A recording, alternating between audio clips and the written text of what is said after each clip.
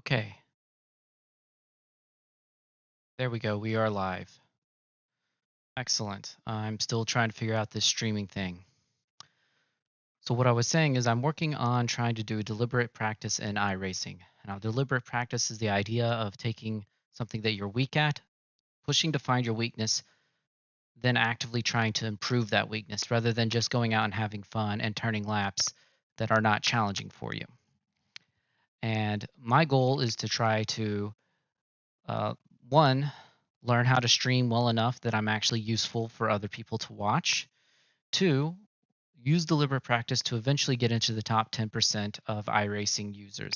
I don't know how to measure that yet, but that seems like a big challenge for someone who is not particularly good at racing.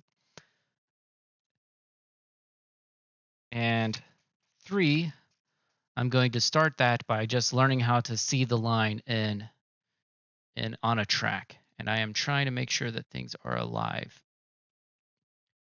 So I do know that I'm often unable to find the line in a track, and I'm looking at trying to improve that by actively assessing whether I'm experiencing understeer or oversteer. I've been working on the Skip Barber series or the Skip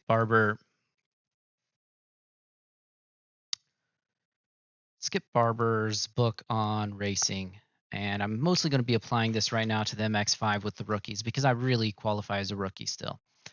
So if we go ahead and hop over to iRacing here, and we look at my rating, I have a 3.57 safety rating, so my safety rating is decent, but I only have, come on, an 879 iRacing rating. So we're going to put that into our notes about this session.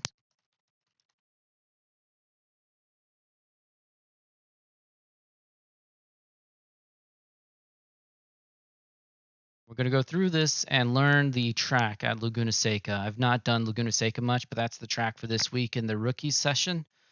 So I'm going to go ahead and hop into that and do some laps in the at Laguna Seca. I'm probably at a point where I'm comfortable to go online with that, even though I'll be slow. And I'll have to catch next hour whenever I'll go on to doing an actual race with other people.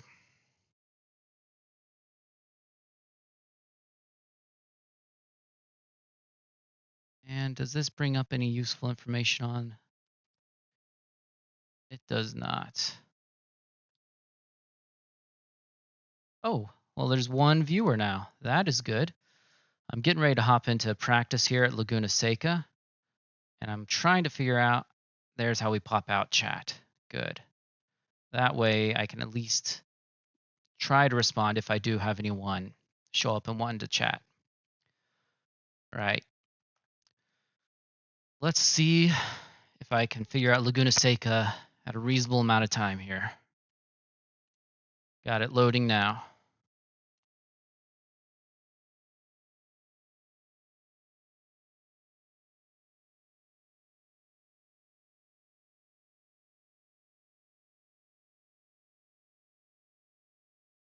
All right, as we can see here, 3.57 safety rating, 879 I rating. So I'm definitely at a absolute beginner level of talent.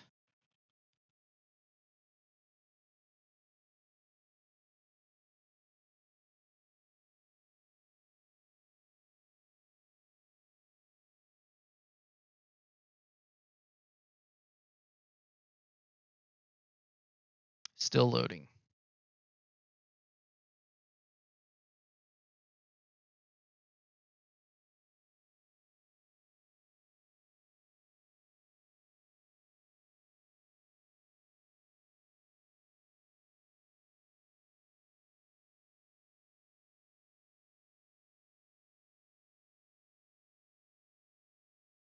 Here we go.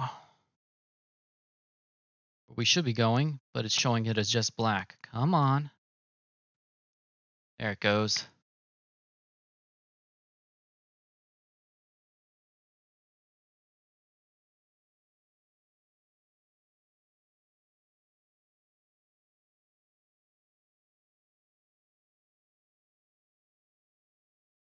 All right, I have a rough idea of the Laguna Seca Raceway, so I shouldn't be completely ridiculous out here just hopping in straight away.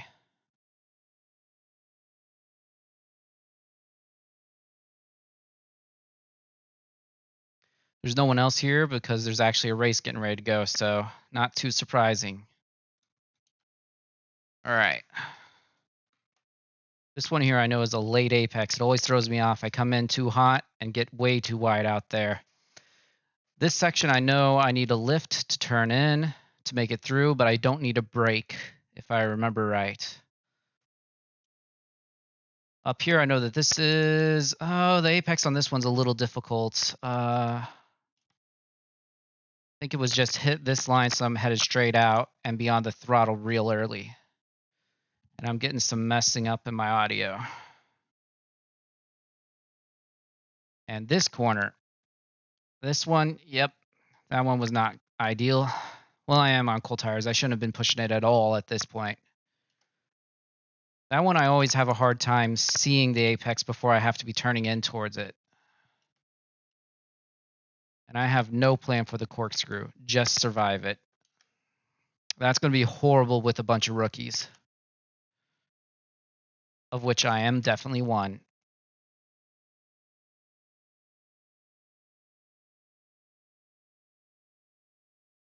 And these sections, mostly look for the sausage curb, I think. This is another corner that always gets me. It is a late apex onto a long straight. See, I definitely missed my apex there.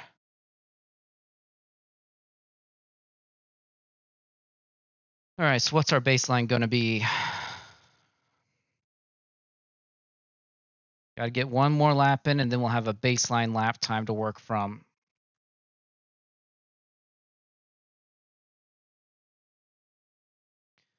This is more like a decreasing radius curve with the late apex there, I believe.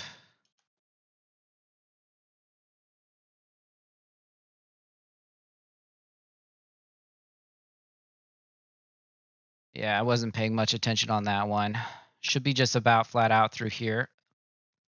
A little bit too early on the apex, I think. And I can hear that I'm understeering pretty bad.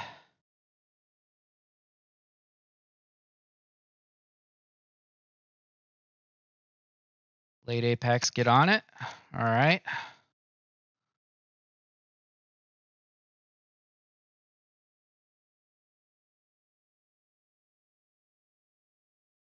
Oh, I'm going to really have to figure out what I'm doing on that one.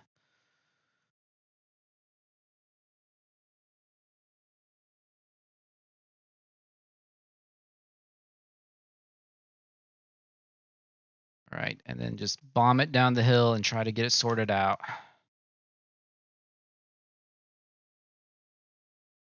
Oh.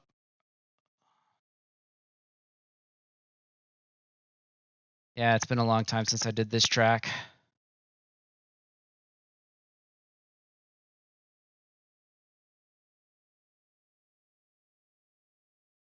Definitely missed that apex. I am so bad still. And it looks like we're going to have some people coming out of the pits. Surprising. I would have thought they had been off at the race, but maybe they're still practicing too.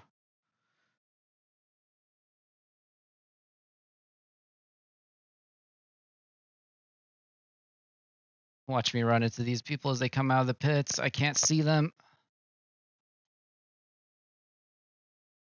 Okay, let's hop in on this. Oh, my bad. That last one was a 147.4. Okay. Don't know what I should be aiming for on this track.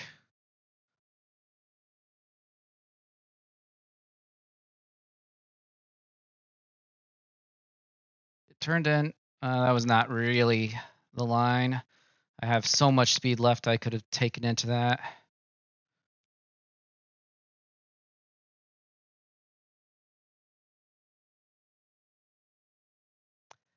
Yeah, maybe I should go ahead and get out of this and just do it on an empty track until this gets sorted out.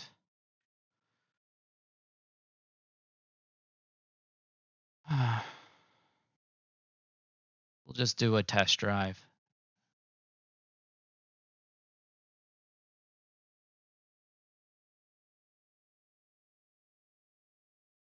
test drive it for 10 laps, and then I guess I'll probably just, at that point, I'll probably be able to get into the, come on, test drive.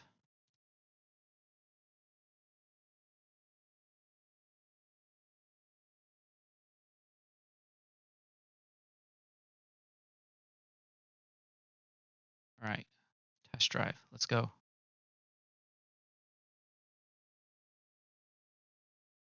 Good. All right, loading.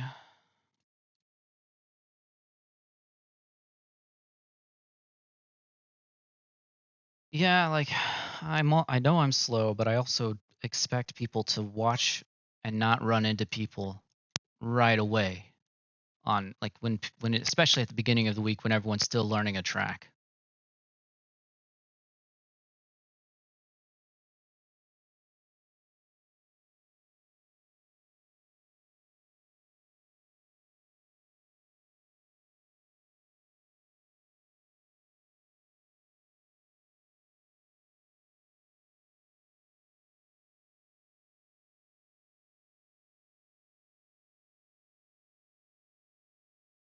Like if I'm going to have to risk being around them.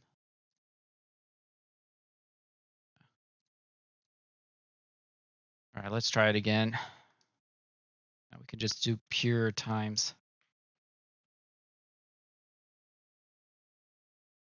Let's get our tires up to temp and then settle in for a few laps. See if I can find that line reasonably quickly.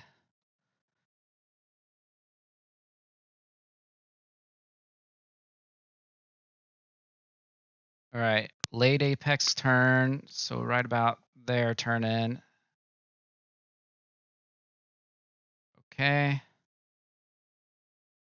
Just a lift. Oh, well, probably not just a lift when you're cold, but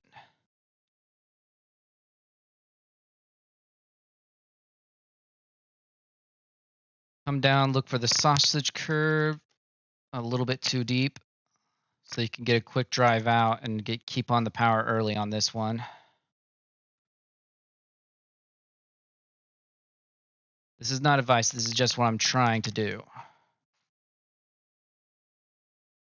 Yeah, I definitely don't have the speed to get on the brakes like that at that point.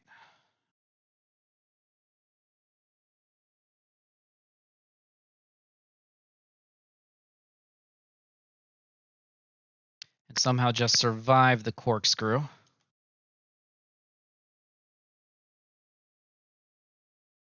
It turned in. There we go.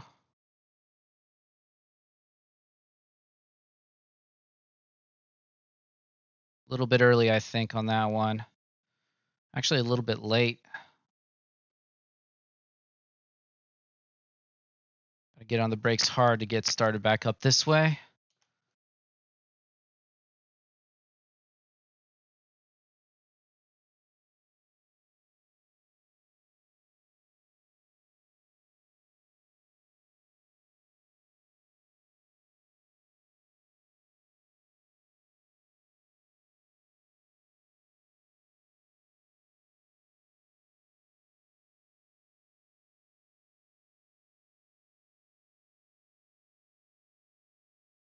Oh, it was a little bit, almost a little bit too early.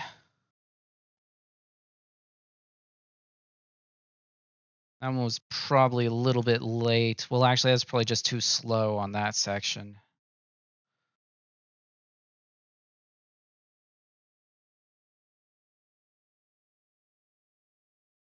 So, like the one lap I got in last time, and the last one before I got punted was a 147. So, I think I want to get that again, and then get to where I can be a little consistent at that.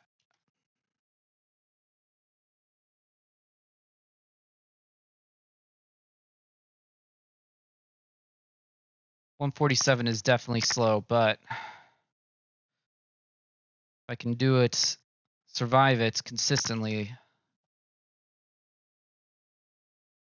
I don't know what I'm saying at this point. Oh, carried way too much speed into that. Ugh. At least I fear the corkscrew. The other corners they catch me at, I'm just like, this is easy. All right, 146.8. So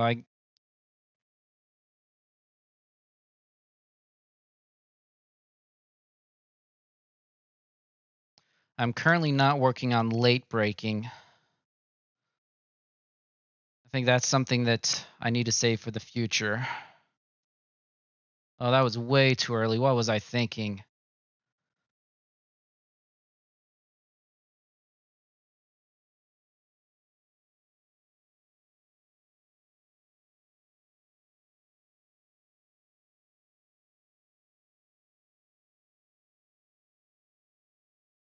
Brakes on, get turned in, get on the throttle early, especially with the MX-5.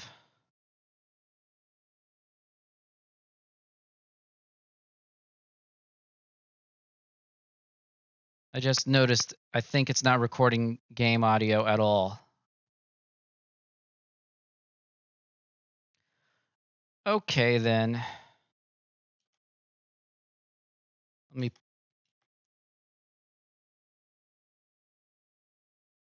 guess I'll pull into the pits and work on that.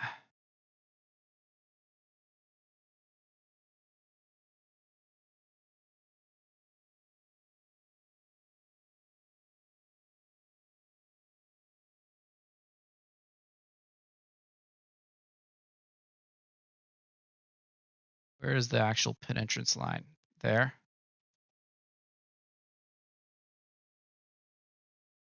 Okay, I don't need new tires or fuel, so I'll fix that first. Desktop audio, we're in neutral. Yep, that should have been showing it, but it's not. Audio output capture.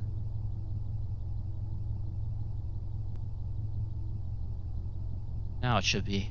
And it looks way too loud. Still too loud. Probably about there. If anyone is actually watching, feel free to let me know what you think about the audio right now. All right, well, let's get back to it then. I'm gonna try to get back to 146, 148. Oh, it's not full screen.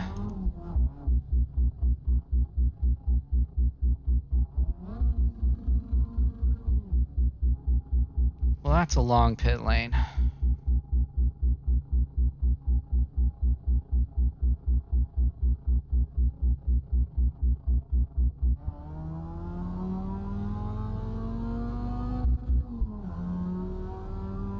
And now my frame rate's all messed up too. Okay, I'm gonna have to reload this. That is obnoxious. Or maybe we can do it with this.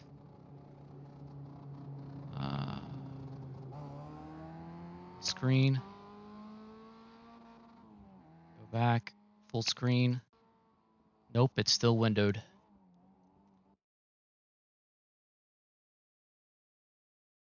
Reload.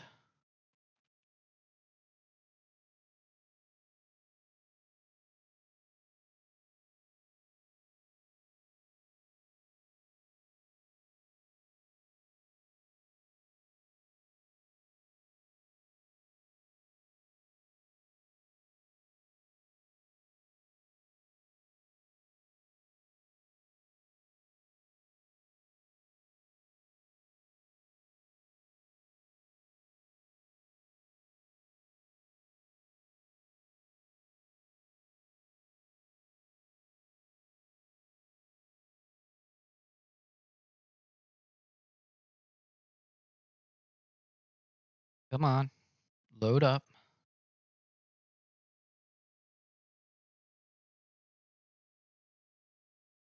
All right, there we go. Now it's full screen. Is it showing up over here at all? It's not. There we go. I don't know if I have to click it or something to get it to go, but oh, no. Did it just went back to windowed mode.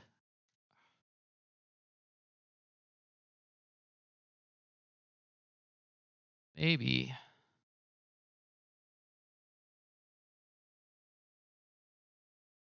Test drive.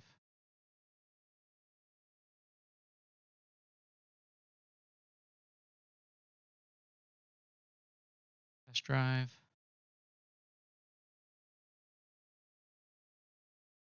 Maybe I'd set it to borderless window or something to maybe fix that.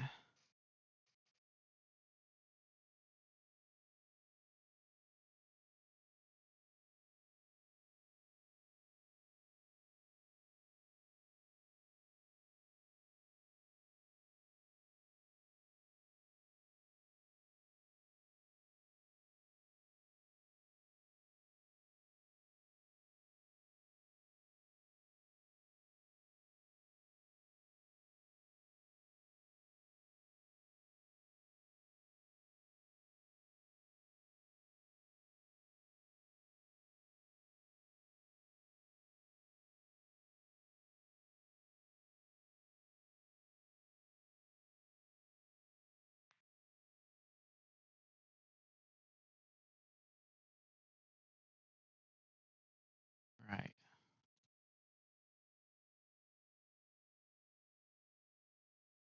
I guess I can't do borderless window. I have to do some research on that. Oh well.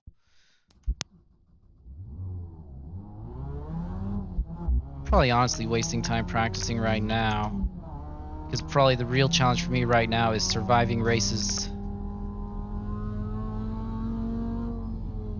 So we've got, about an hour until the next race shows up.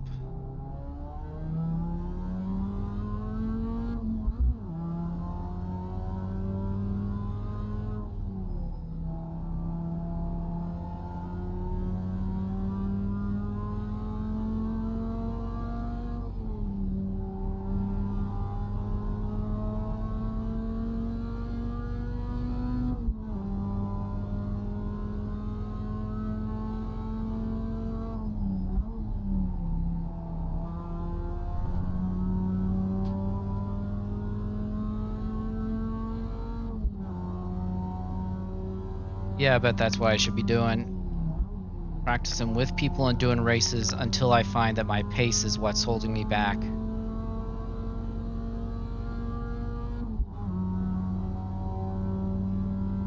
My pace may not be good, but it matters a lot less if all I need to do is practice surviving races.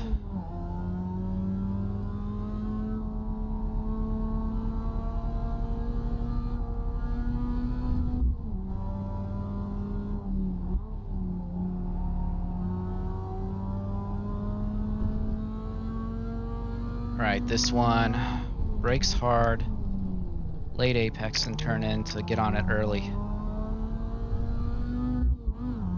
Okay, that was not horrible.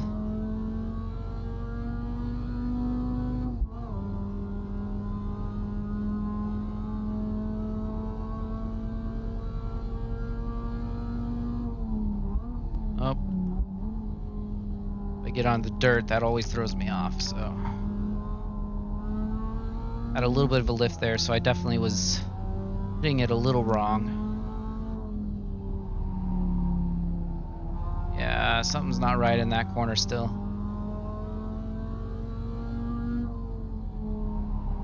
And I completely missed the apex.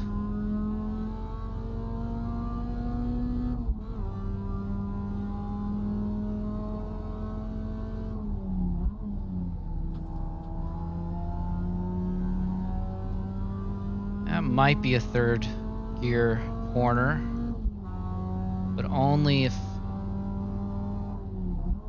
it keeps me from stepping on it too hard coming out of the corner. Oh, so it's not straight up to here. Then it's up to here. Yeah, that's terrible.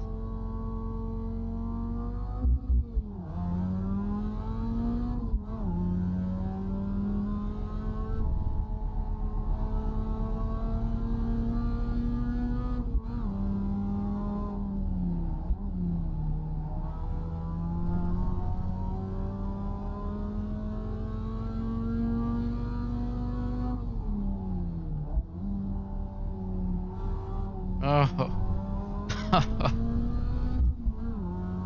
Oh.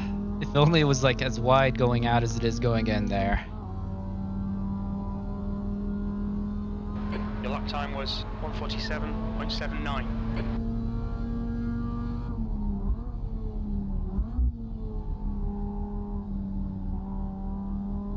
Right, there we go. Throttle on.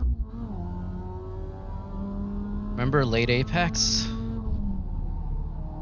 Get on it early then.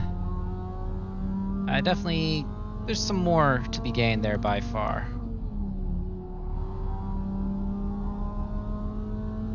Yeah, definitely could have carried more speed through that one too.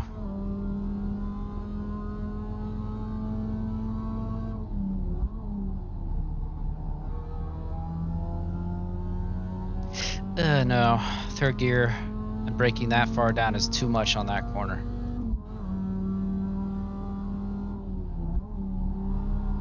This one might be a third gear just to try to keep it safe.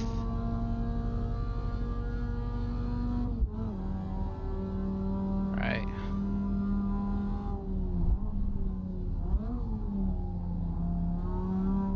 I have no idea what to do with the corkscrew. That's going to be horrible in the actual race. I'm going to have to get clear of people by then. One way or the other.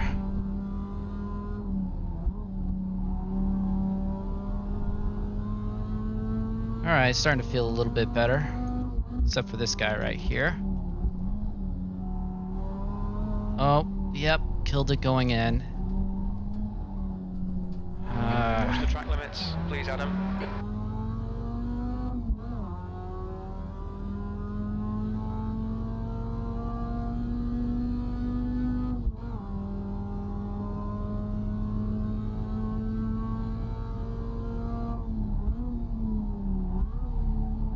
Oh, overcooked it coming in.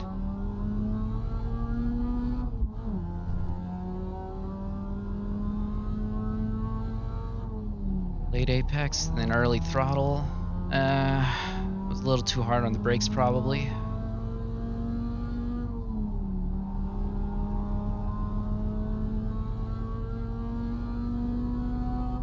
Yeah, I still have a lot of work to do on my line. Sector 1 time's okay.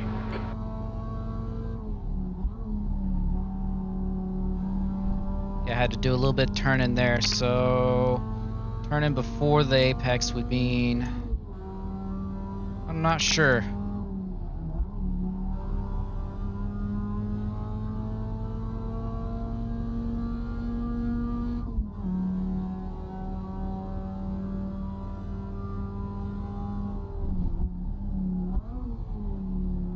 Your sector 2 time is quick.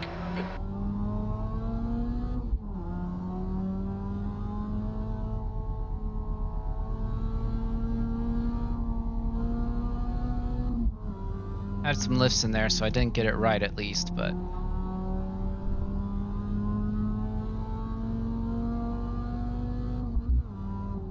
Alright, down to second, turn in, get it really sharp and lined out. There we go. Not the ideal line, but it was a lot better than before.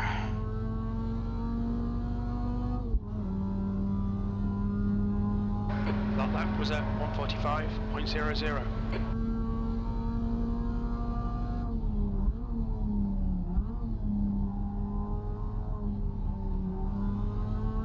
Oh, it's a little bit too early on the throttle with that.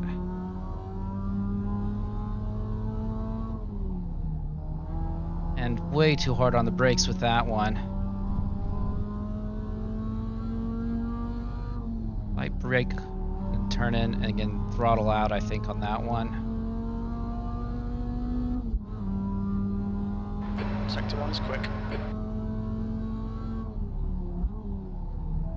Too much on the brakes. I don't know why I keep doing that. I guess it's because I'm worried I won't be able to make the turn in. Which probably means I should get down to second so I at least get a bit more drive out.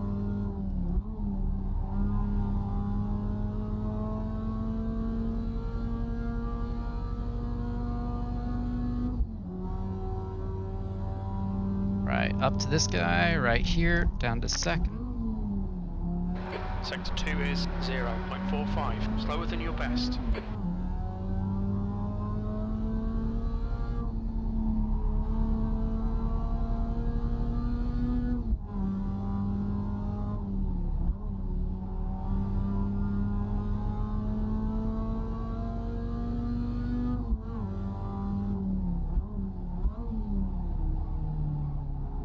I tried late braking there and it killed me. I should not be doing late braking yet. That lap was a 145.24. Sector 3 times okay.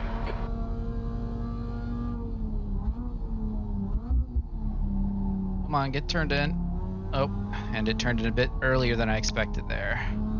Once it finally did.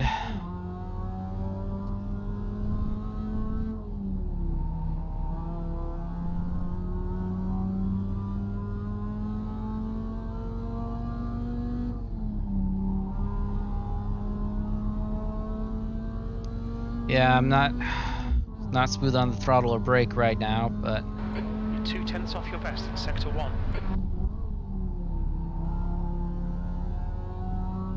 yeah, see, I don't have, yeah, I got to be carrying more speed into that one.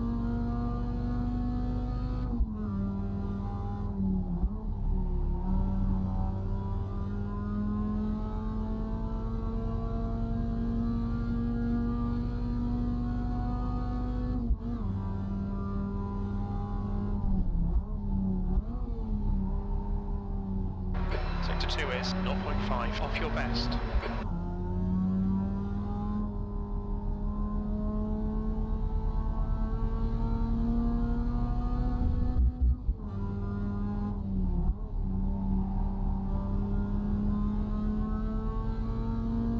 All right. Turn point about. Oh, downshift was terrible there. Nope, that's not it. I'm hitting my apex all wrong. Should just go ahead and accept that that's like taking a corner in a parking lot. For me, anyway. You've just done a 145.77. Sector 3 is a 10th off your best. Oh, I'm...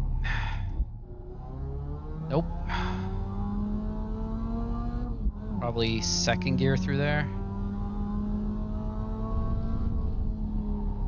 Oh, and I was very early on my apex.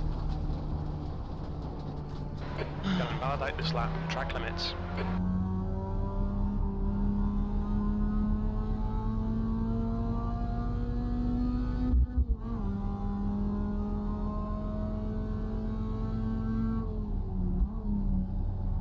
More speed. Nope, didn't. All right.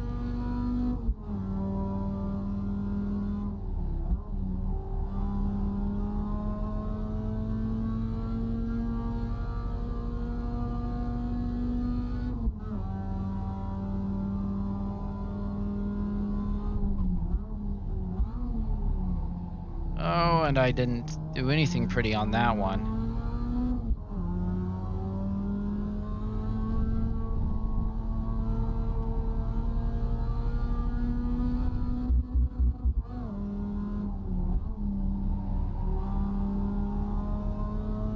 Okay, treat it like a corner in a parking lot.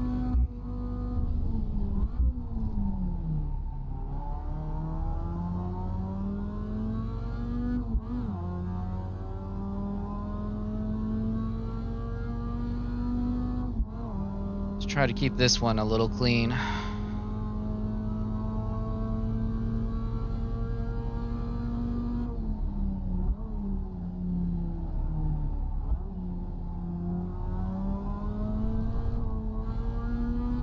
Didn't quite hit the second apex right, but it was a lot better than before.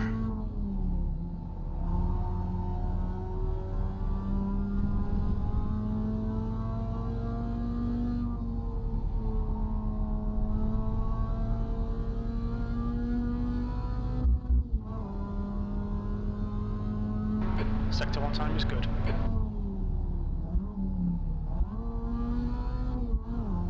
Yeah, if I'm not going to carry speed in, I might as well be in second through that one. He's gaining on me. My ghost is gaining on me, but I think that's because I did the downshift late. Come on. Get up there. Alright. Again, I'm just treating the Sector 2 is a 10th off your best. corkscrew as just survive it. I don't expect to do well on time in that section For now, anyway.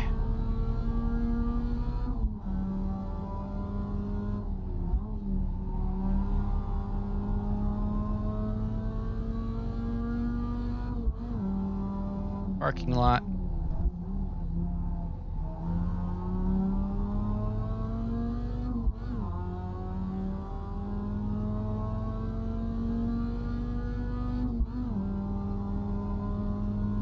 That lap time was 1:43.89.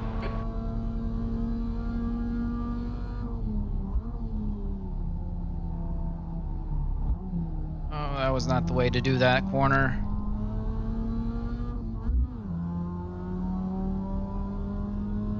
Yeah, I'm definitely lacking some consistency in my, yeah, I'm still thinking about that previous corner.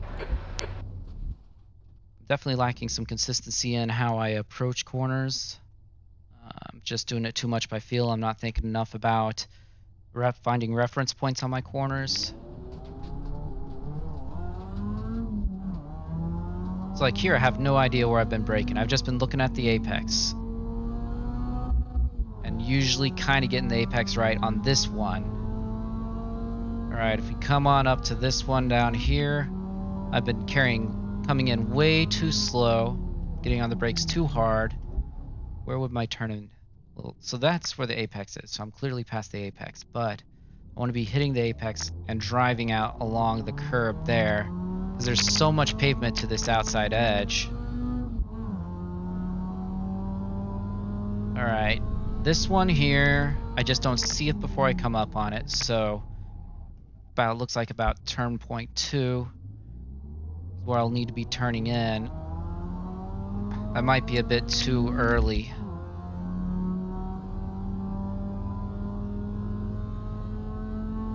Coming up here, just let this curb guide you to this curb. Not going to mess with braking points on that for now. Let's get through that. This one, stay a little bit wide until you can see the inside where there's where the apex actually is. You can't see the apex on the screen until you're turned in on that one.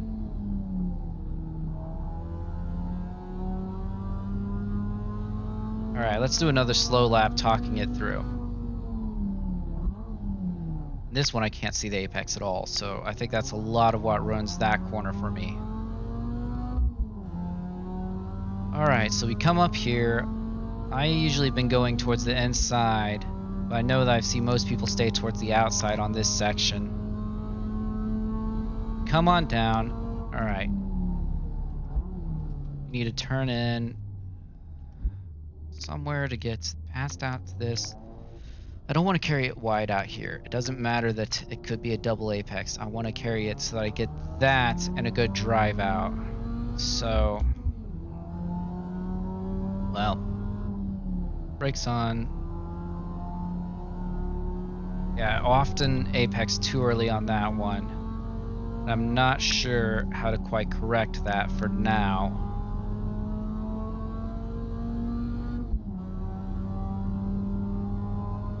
This guy I need to carry more speed in. That means take it easier.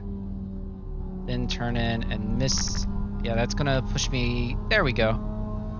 So I felt like I was gonna go wide on the exit, but I just didn't really hit the apex right there.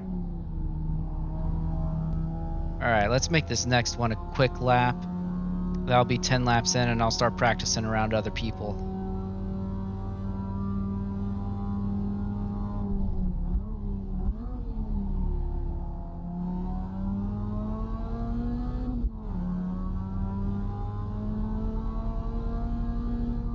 Turn in. Oh, so no. I don't know what I'm gonna. Yeah, learning a new track is not something I'm gonna be fast at for a while. All right, let's try to do a quick lap.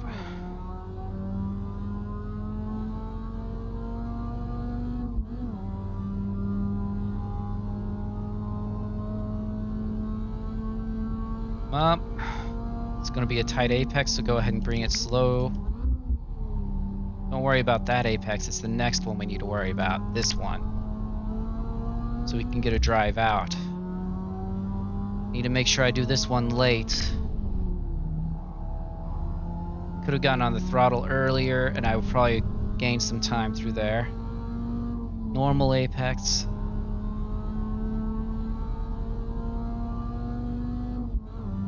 Carry more speed into this next one. Down to third and carry a bit more speed. 0.48 off your best. Did not carry more speed.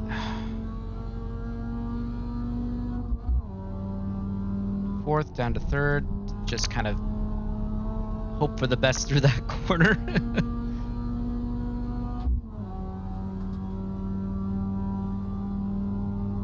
Survive the corkscrew.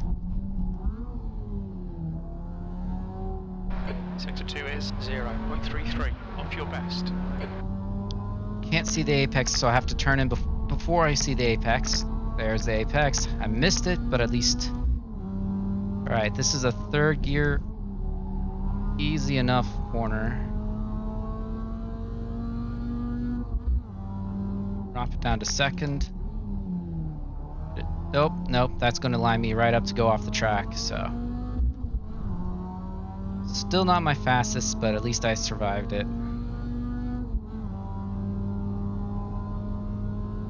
You've just done a 144.84. Sector 3 is a 10th off your best.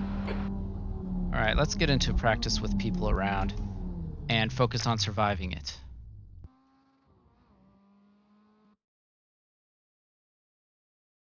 Alright.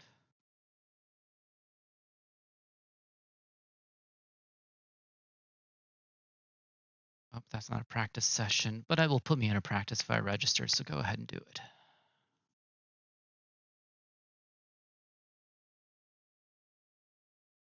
Waiting for the server.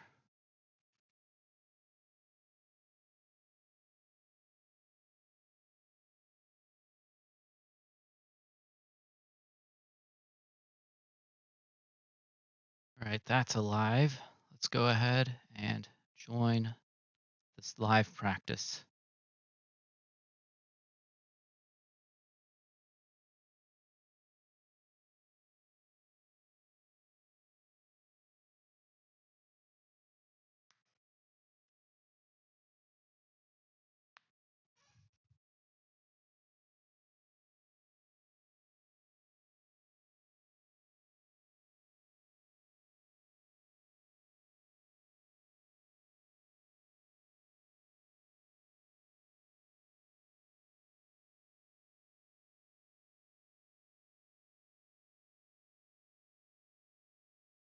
All right, this being the first day of the new track, that means that when we get to the actual race, I'll be needing to be particularly careful of other people, especially of getting rammed from behind while they're still learning the track.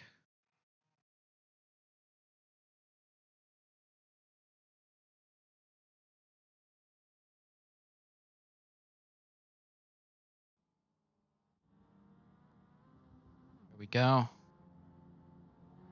Come on, capture. Good. It's a relative for now. Yeah, I'm free to get out. Track's clear. Push, push, push. The leader's just done a 141.41. Yeah, so like the best I was at was like a 143, and that was not consistent, so I got a ways to go to get to a 141. I think it's totally possible for me.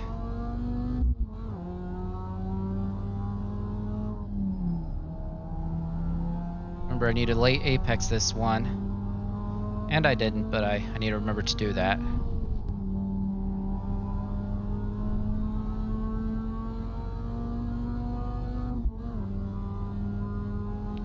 Oh, busy corners ahead. The track temperature's decreasing. It's now 27 Celsius.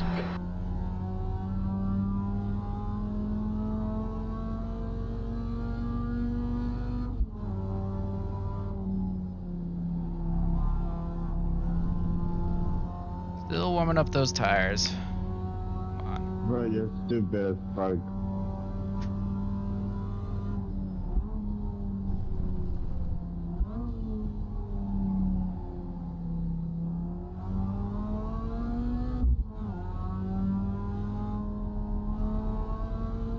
Do have someone back behind me that I might need to be paying attention to. They might be, yeah, it looks like they're faster than me.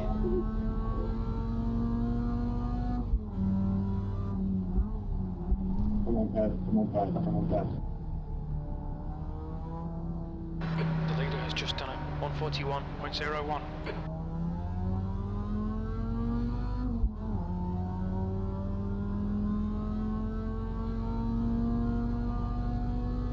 All right, live lap time.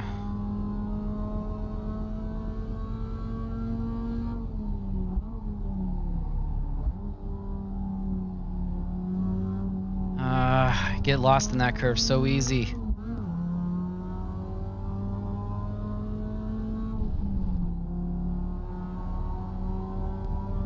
And all right, recover. There we go. The leader's just done it. 139.02.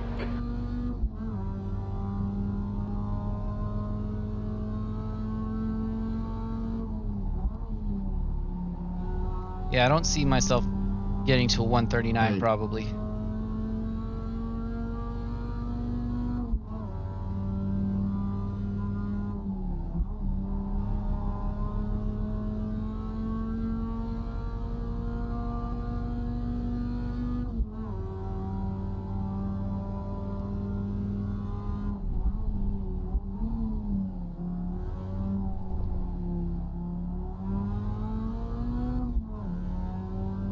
Yeah, I still have no sense of position on this track. Alright, I guess I usually use the curbs and this red sausage curves as my reference points on these corners.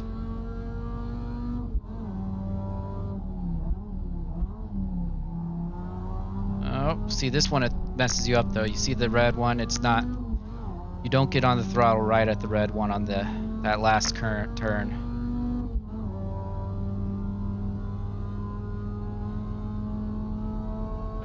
E9. 145. All right, brakes on, come down. Just so I know where I'm at, follow that curb around. Yeah, that's how I'll do it. I'll follow the curbs. Maybe slower, but at least I'll know where I'm at in the corner.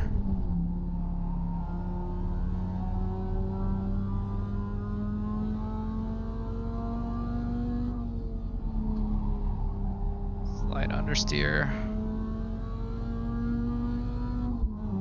Probably should use a hair of brakes to turn in on that one. Sector 1 is 1.8 seconds off the pace.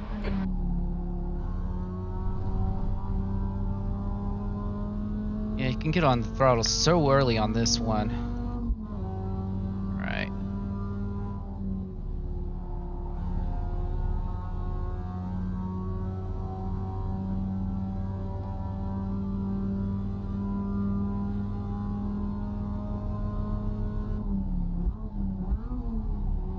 Sector 2 is 0.8 off the pace.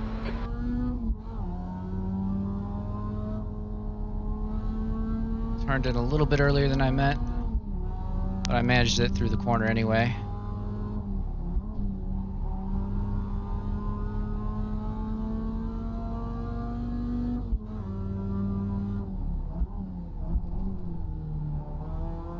There we go, that's how I'm gonna do it. Behind has just done a 146.07.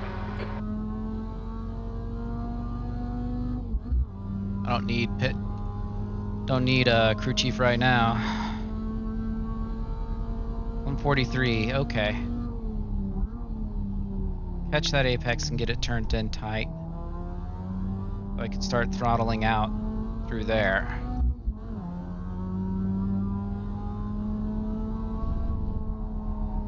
Oh, I completely was still thinking about the previous corner.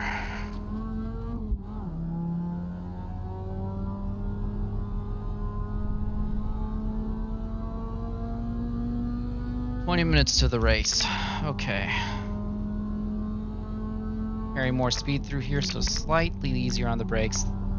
Alright, that was okay. A little better.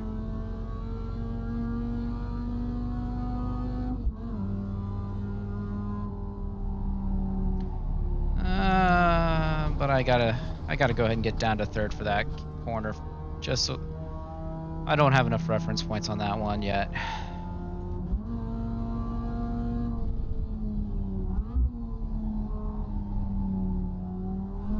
Oh, I was a little bit too far to the other side.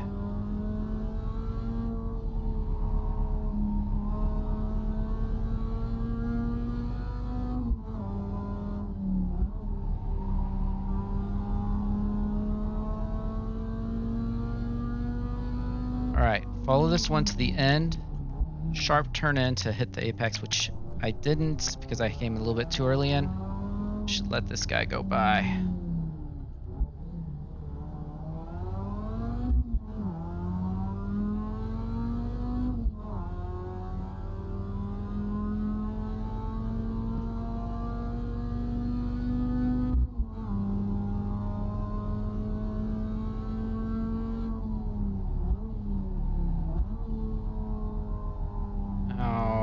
Oh, I just would have, if I'd hit that apex, I would have been about right.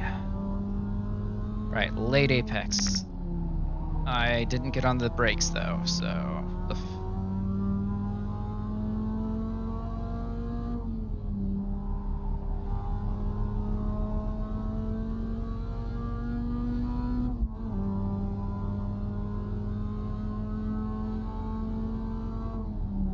Go too hard on the brakes. Okay, that was okay. There was a little bit of understeer, but it was okay.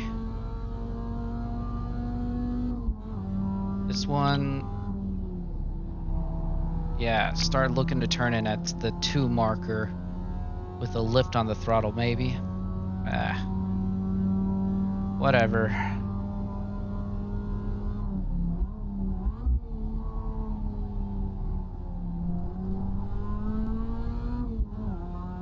Stay a little wide. There's where my apex would be. There it is.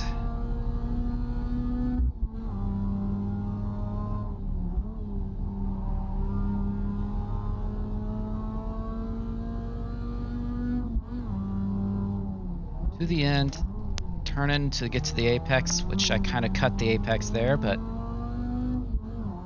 if I could see both the apex and my turn-in point, it'd be great, but that's not going to happen anytime soon.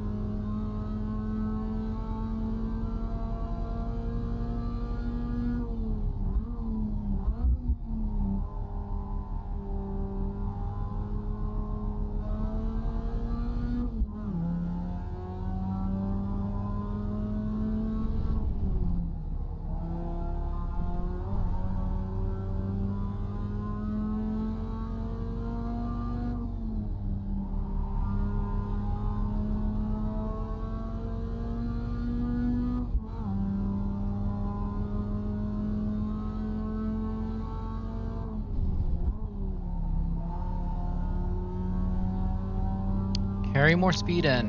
Come on. 2, look for your turn in. There it is.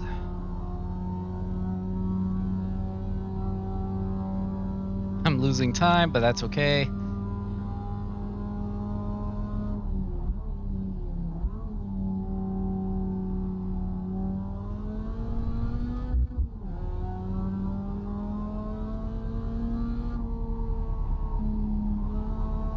Yeah, if I could just see the apex and the turn in there. I guess I should be thinking about my turn-in point a little more consciously on that corner.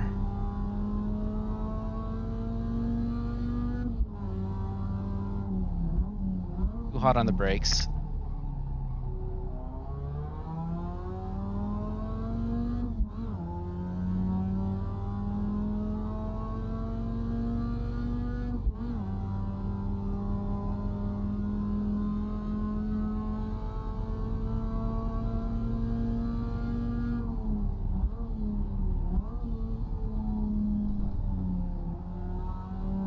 Here's the exit.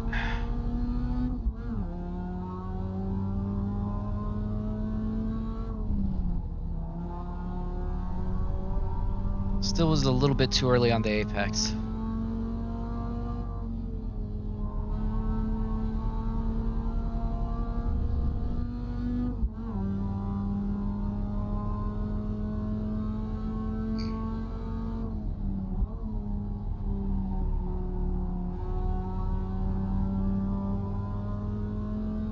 Huh, that seemed slower than I thought it would be. Oh. Okay, I guess I kind of missed the sausage curb, so...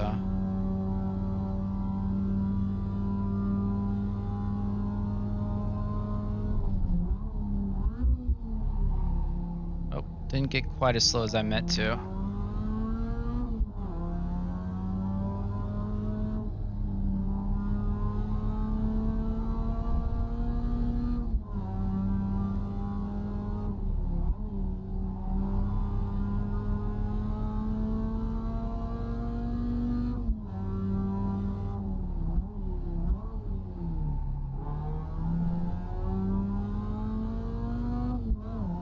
Alright, so far I'd say I still am fairly slow at learning tracks. It's always been, in my opinion, one of my weaknesses. Got someone coming out of the pits, so... Oh, and I carried way too much speed in. Come on, get turned.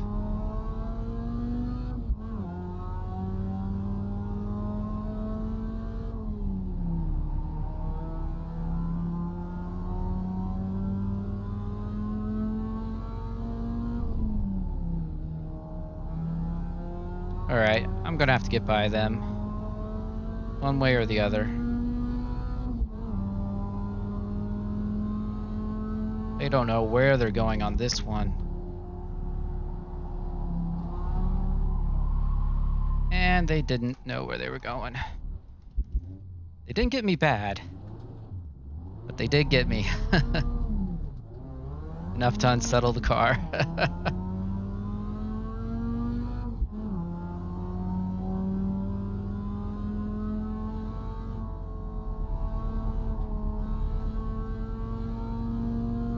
Fala Leonardo Melo.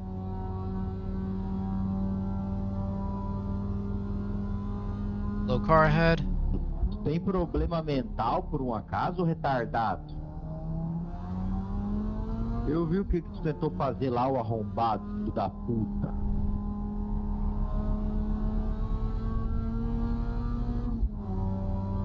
Mic check. You're good. Thank you, Ed.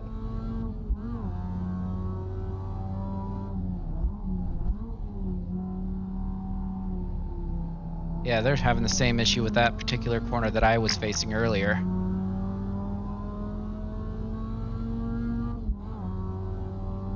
Minutes to the race.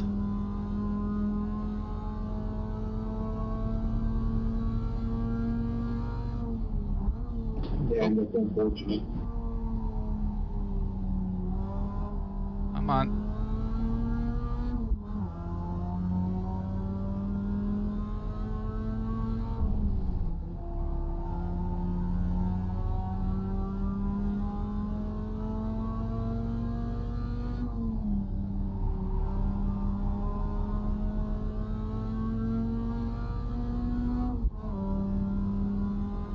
Alright.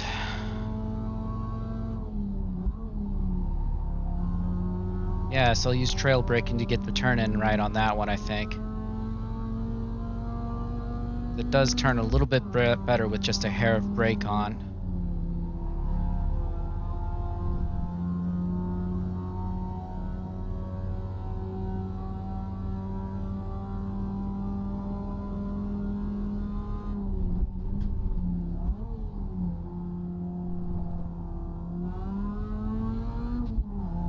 This corner, just basically follow the curve out to here. Then you got to get a good turn in on this guy, so you can get a lot of drive out on it.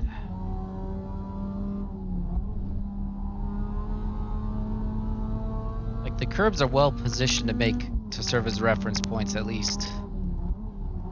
I would remember that this is slow. Anyway.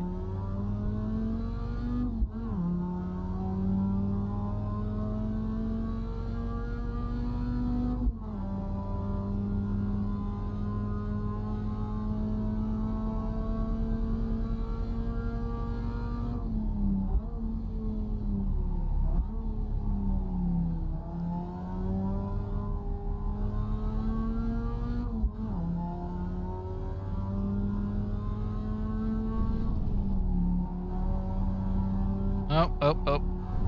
Got a little too aggressive with the throttle there. Probably a little bit too early on the apex still.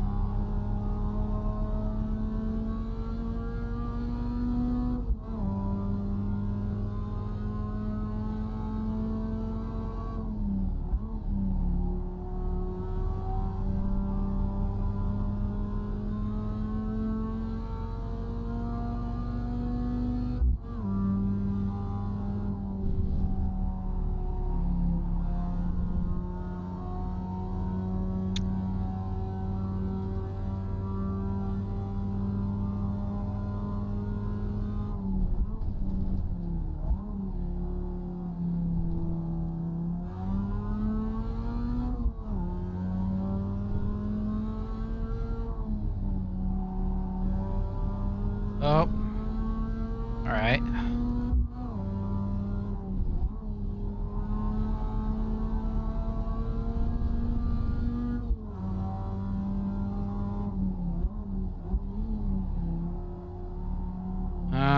Not where the apex is.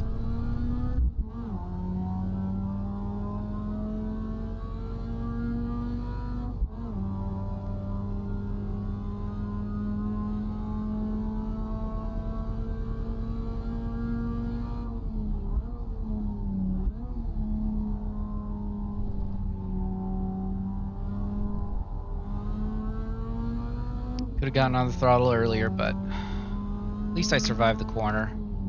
That's a lot of how I feel about Laguna Seca for some reason.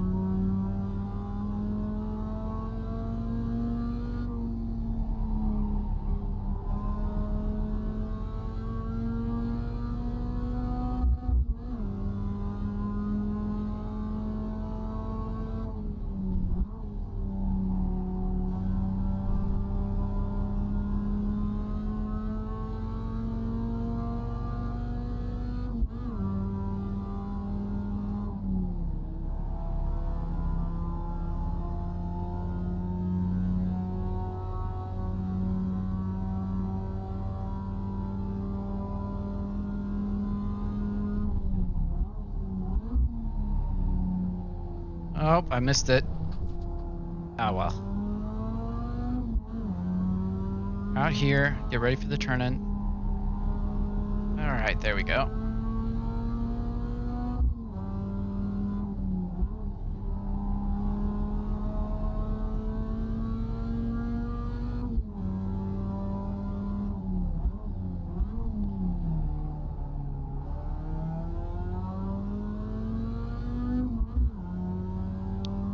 Five minutes to the race. That's actually a good point to take a short break. All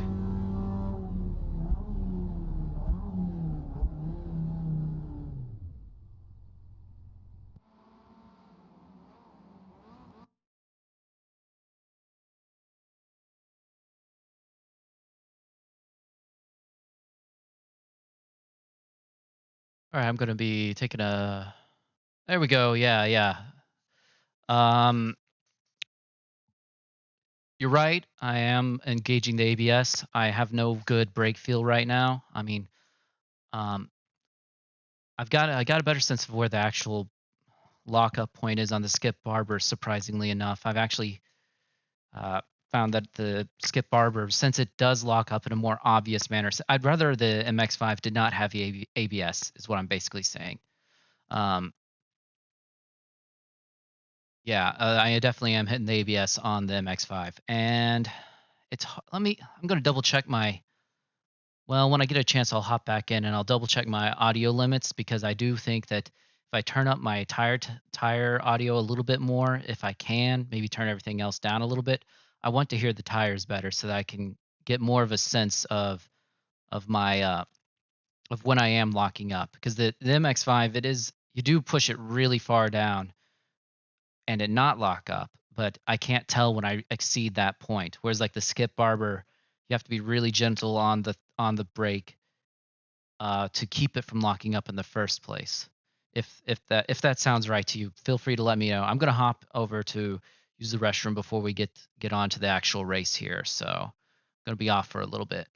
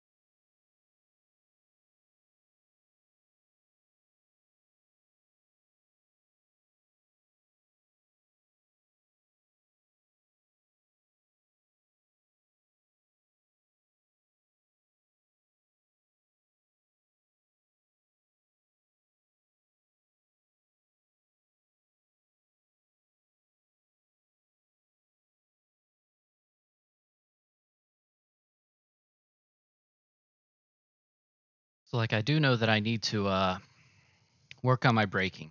Um, but like I said, I'm reading the Skip Barber book on driving fast. I forgot what it's called, and I need to look that up. But it's like one of the things he said was focus on the line first, and then focus on your exit speed before you focus on braking. And that's definitely true in the MX-5 because you have to hit that. Um, you have to carry as much speed through the corner as you can. It's just got so little acceleration. Like if you don't carry speed through the corner, you're going to be you're not going to make up for that lost speed. So, all right, going to hop over to the racing, adjust my audio levels before I actually get into the race. Yeah, that's so like once I get done with this race, I'm probably going to go over to the Skip Barber series. I kind of want to do that series as well. The two series I'm wanting to focus on right now are the MX-5 with the Global Fanatec MX-5 because I actually would rather be driving a slow car and learn to drive a slow car fast. But the Skip Barber formula car it is not subtle. So you like you said with the MX-5, I can't feel the brakes very well at all. And the Skippy is like, yeah, no, you locked up. You locked up big time. And like I was having the worst time with like throttle off, oversteer and stuff with that thing. So like I definitely want to drive that car more just because it's so aggressive. It's so aggressive at making sure you drive it right. But the problem is in the races, I'm so terrified of getting close to other people. Whereas with MX-5, it's so much more stable in comparison that I can actually race close sometimes. It's kind of a questionable thing of whether you ever want to race close with the rookies around, but let's see, my tires are maxed out on volume. So let's see. I don't really care about wind much, so I'll take it lower. And I'm using, which reminds me, I need to get crew chief back on. Can you hear me? I can hear you. All right, good. And I think probably take the engine another 2 decibels lower so I can maybe take the rest of it. Oh, time to race.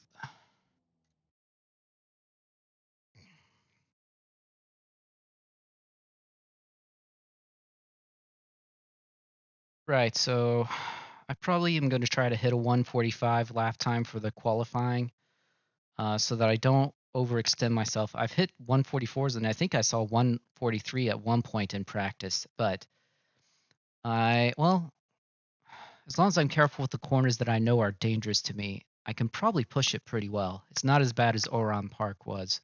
Like Oran Park, I would really tear myself up if I was trying to push my lap time slower.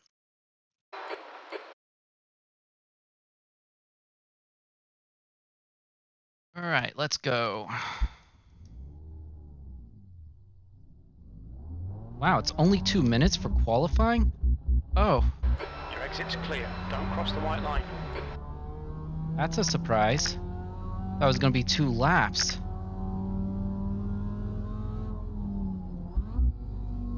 Or did I come to it late? No, I was reasonable on my time.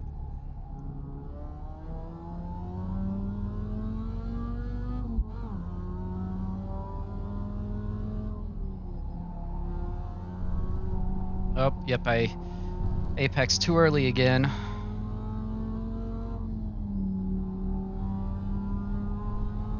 I can definitely tell the tires are still cold.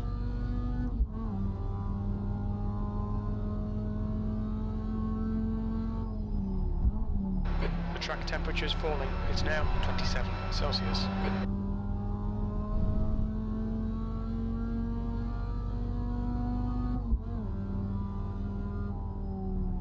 Oh, bad.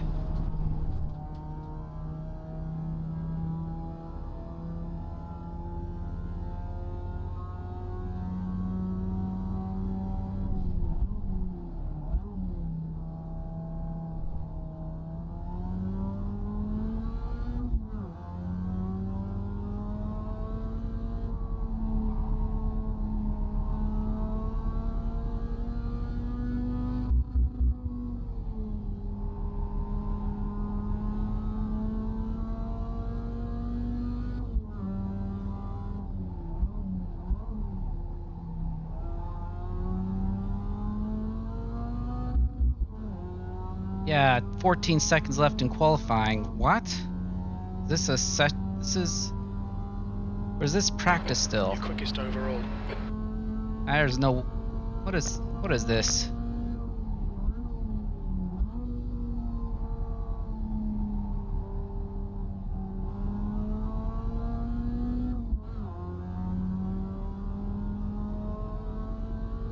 That's the end of the session. P1.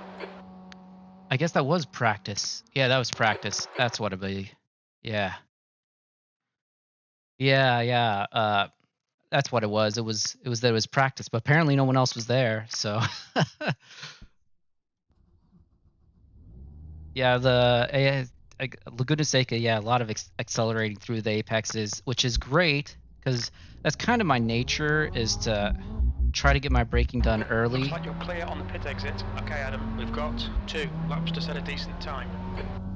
Like I like to get I've liked previously to try to get my braking done early and then be on the accelerator before the apex, which is nice because then it feels much more stable through the apex. Because, you know, as long as you're not getting on it too hard, you don't get crazy understeer. But I'm probably not carrying the brakes in deep enough most of the time. I'm probably pushing the brakes too hard and not carrying and not trail braking in enough.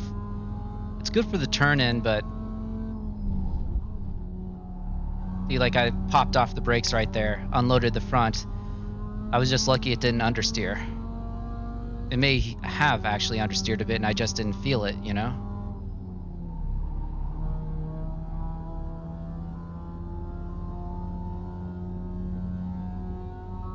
All right.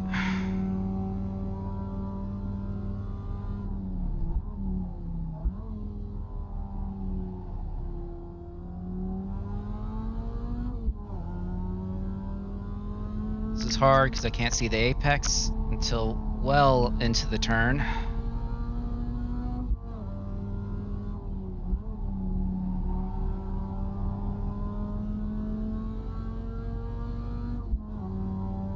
All right. Oh. Still apexed a little early. It's really hard to apex right on that final turn.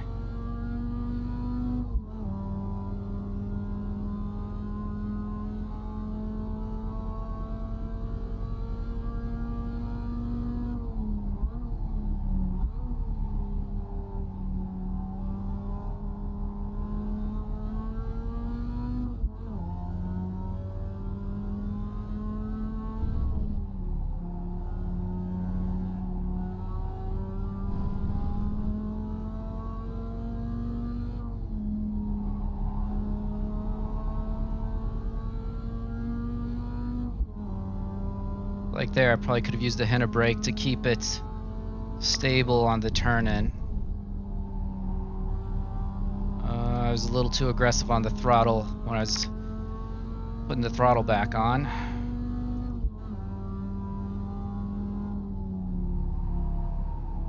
Pretty bad understeer coming in there, so I don't know if it should have been slower or if I should have put a little more brake on for the turn-in, but...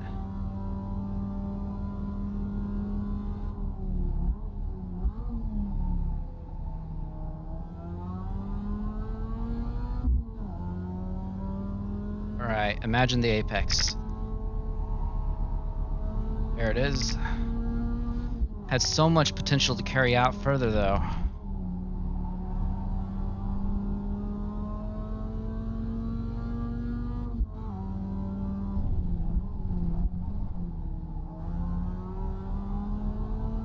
There we go, finally hit that corner, sort of right anyway.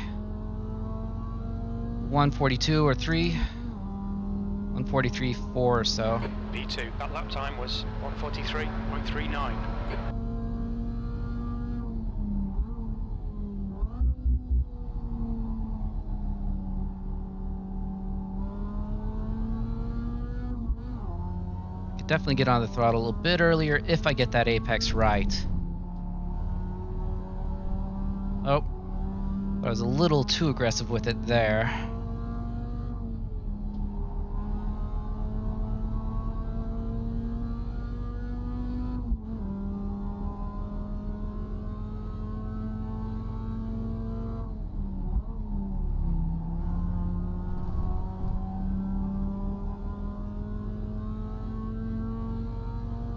Lost some time in there somewhere on that corner. I carried too much speed in on that one. Just had to recover before I destroyed myself on that one. But at this point, it probably isn't lap times. It's more about surviving the race and figuring out how to pass people who are still much slower than me.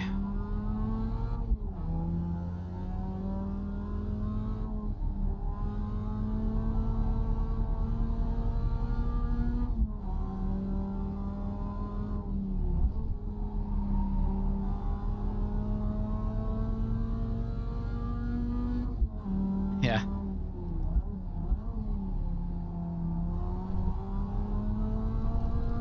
Okay, starting to get a little bit of a sense of that last one. That's a new fastest lap for Catania, 1:39.45 V4. Yeah, cold tires are hard for me to get, because if I treat them like completely cold tires, then it's no good. Like if I treat them as completely cold tires, it's way worse than the Skippy. But because like the Skippy, if I treat them like cold tires, I'm way too slow. If I treat them like hot tires, I'm going off track. And this one, I can I think the MX-5, it's a lot more cold tires. Just means you understeer more, for the most part. Which that's just how the MX-5 seems to be overall. Anytime it does something poorly, it's understeer. It's always push in the front. It's always understeer. Only time I ever deal with find that I have an issue with oversteer is if I like dip the back tire off the track and then suddenly it'll oversteer. But like if I've had all four tires on the track, I've never really noticed it ever oversteering on me. So it's it doesn't, in a sense, it's not a good starter car because it doesn't punish you enough for making mistakes. Like understeer is so easy to survive. It's like you never get punished for doing it.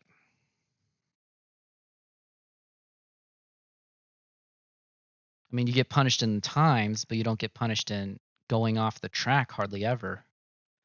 About the only time I actually go off the track is if yeah. Yeah. So like qualifying, it's just a bit of a challenge because you do have semi-cold tires, and in theory, you're trying to set a good time. And I don't think that's really necessarily worth that much because you can see I'm like halfway up the field with a 143, you know. So for now, that's probably not really what I should be focused on. I should be probably focused on surviving races. My safety rating is just fine, but I mean, I'm like a 3.4 something on my safety rating, so it's okay. But if you get punted, even with a quick repair, it puts you so far down the field. It's so it's like that's what kills you is if you get punted and That's the end of the session, P7. and you have to go into the pits at all, it's over.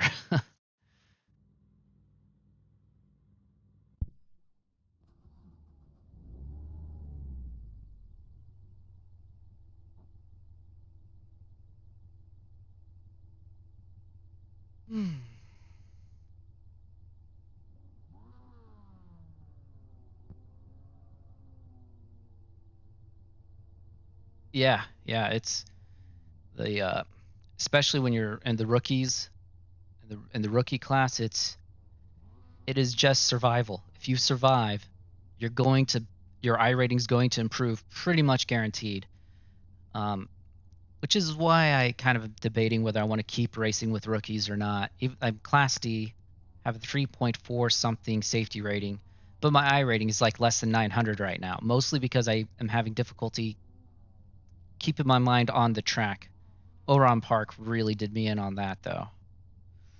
So like now I think it'll be well, it'll be rough for now because this is this is Laguna Seca. I do not like Laguna Seca. All right, let's go ahead and get I'm going to be focused on the race now.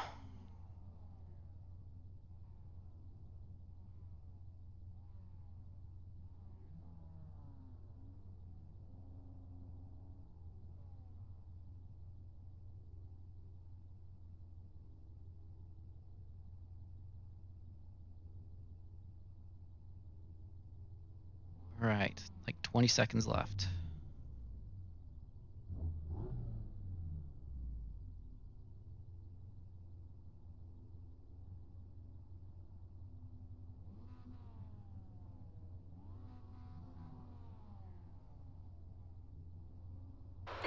Seventh position. The track temp is 27 Celsius. All right, Adam, be ready. Green, green, green.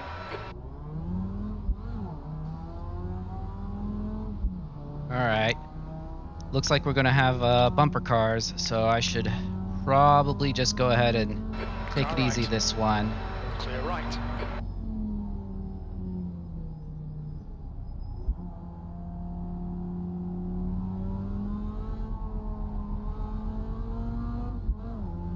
Got a little aggressive on the throttle because I saw the person behind coming quick.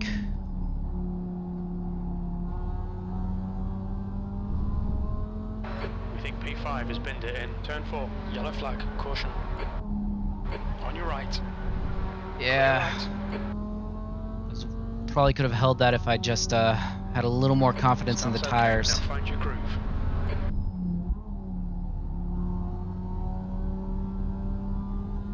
Looks like this Chase McIntyre has decent pace. Probably just decided to start from the pits, assuming they survive. All right.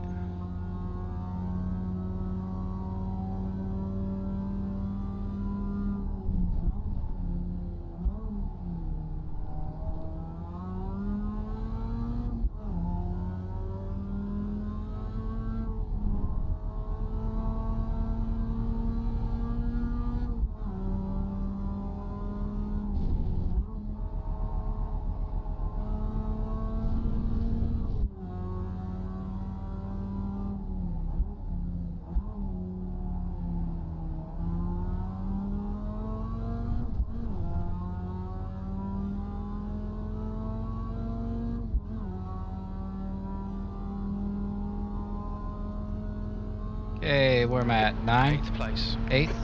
Alright.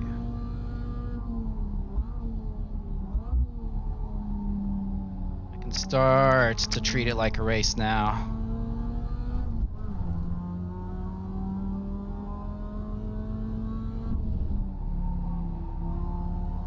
Oh, not that aggressive on the throttle.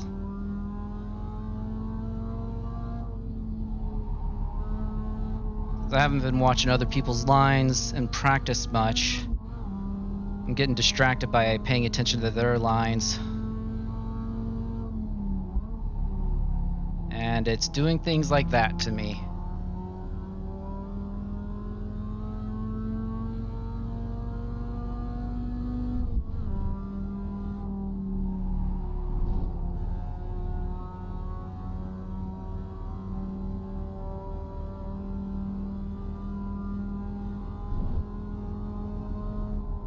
There's an incident in the corkscrew. It looks like McIntyre. Yellow flag, keep your wits about you, mate. I got purely lucky on that one. I did not get myself slowed down enough to survive it.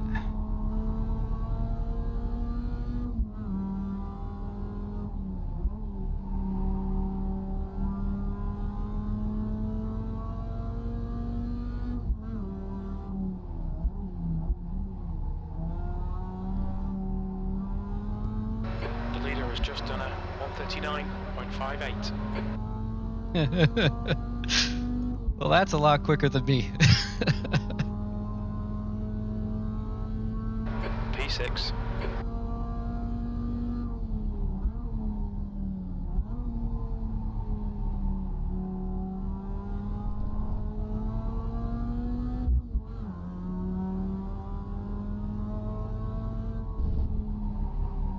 Uh-oh. Had some pretty serious understeer coming out of that corner. And still a little bit. Maybe it's still... No, it shouldn't be cold tires now.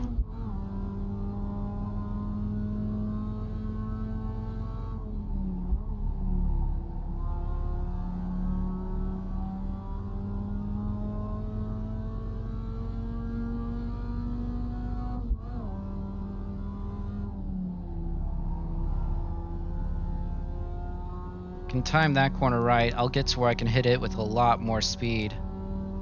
But I am going to have a hard time getting that corner in my mind right.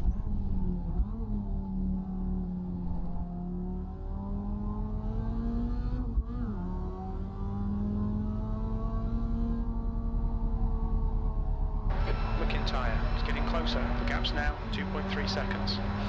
He's faster than you, entering turn 5. There's an incident in turn 11. Looks like it's Herrera. Yellow flag, watch out. Incident in turn 10. We think it might be McIntyre. Oh, McIntyre's actually in the pits now. So he was pressing me on time, so now I got an 8-second gap to the back, so I can P5. not exactly relax, but at least I'm not getting pressed from behind for a while.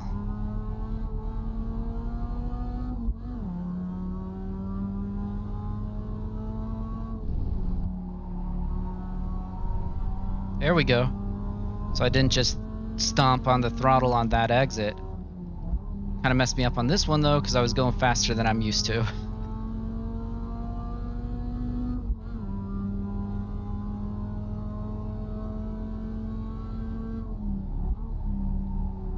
Something felt very wrong there in the force feedback. I don't know what it was.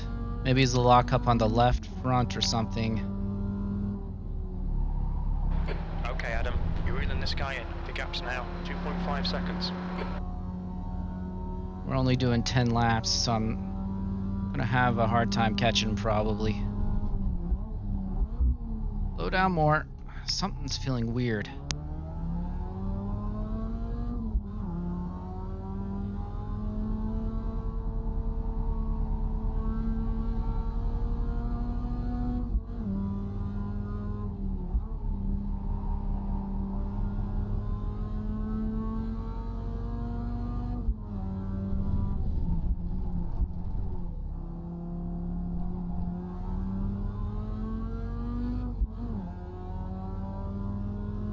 Yeah, I'm losing pace on him now. That last lap was a 144.40. Sector 3 is 2.7 off the pace. I got a little off the track there, but... Alright, back onto this screen. Yep, I apexed a little too early there. Could feel it.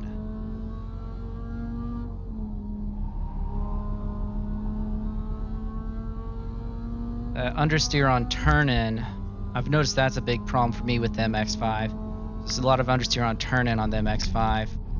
For me. Oh.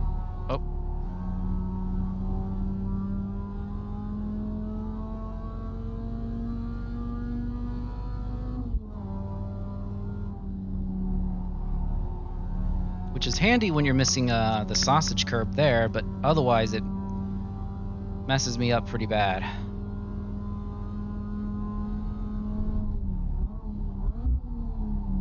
Yeah, see that one, this corner is just really feeling all sorts of wrong to me now. Stay between the lines, please, Adam. Alright, well, at least I think I'm alive. Yeah, it feels like the car's not gained any damage from that.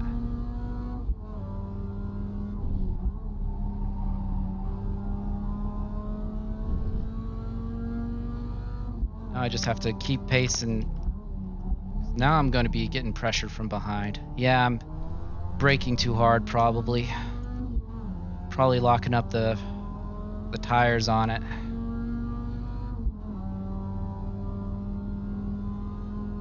Half distance, fuel looks good. Looks like P2's gone off in turn 3. Yep, must have locked him up because there was that weird little darting moment there.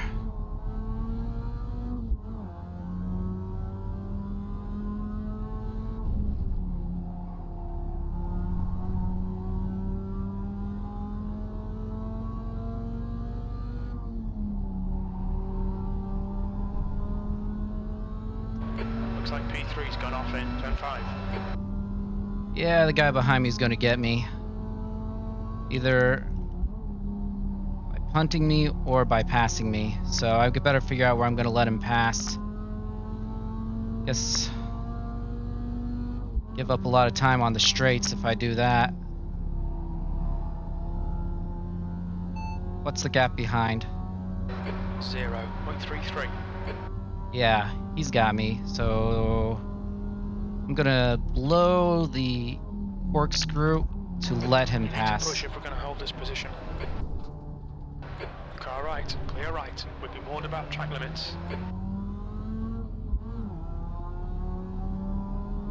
Yeah, I know. Corkscrew is not my favorite corner.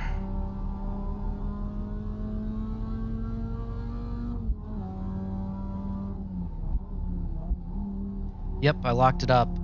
Locked it up going into that corner. Could feel it.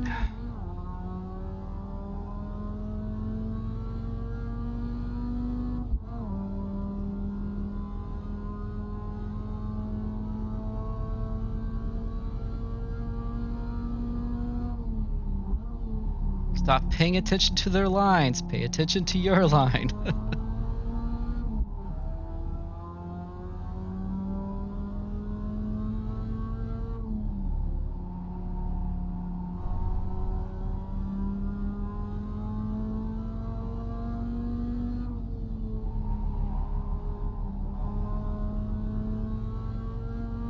The gap in front is now 1.9.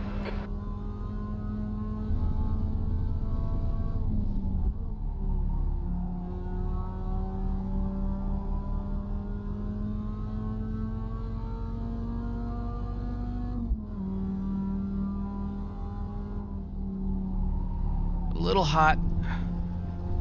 There's an incident in turn 5. It looks like Armstrong.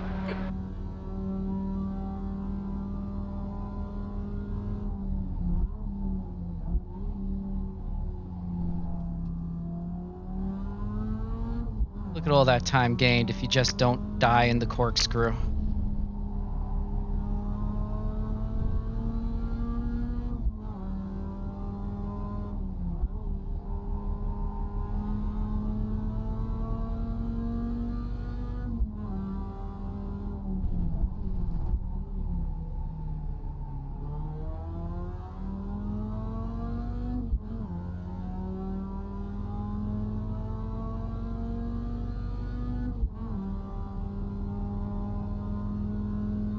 That's your fastest lap today.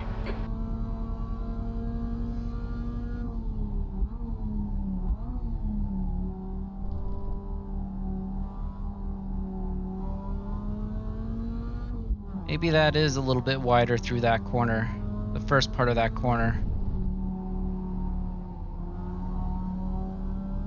But I need to not think about it until I'm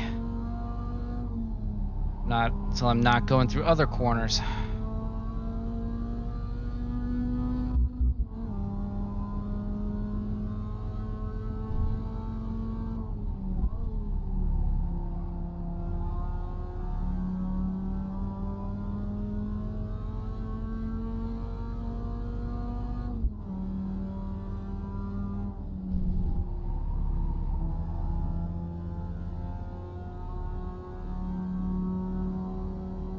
Two laps to go. Okay, so basically P5 is where I need to be setting in for.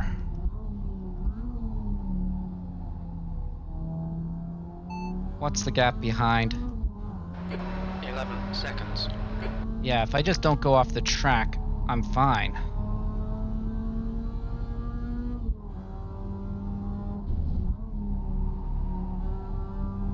And I'm not gonna get the guy ahead, so...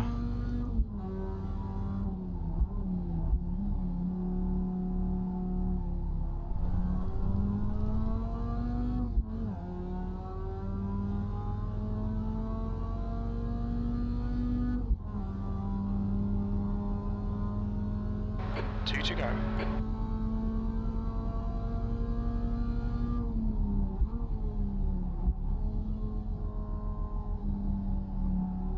Oh, there's kind of...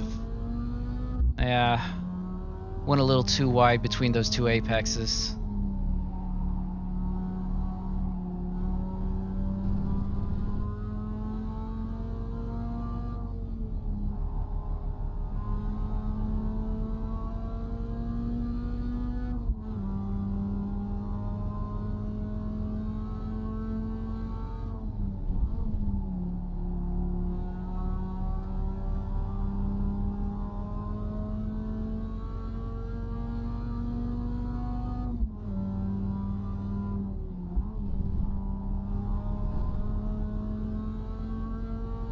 Huh, that was faster that time. I guess maybe it should be third through that corner. P5.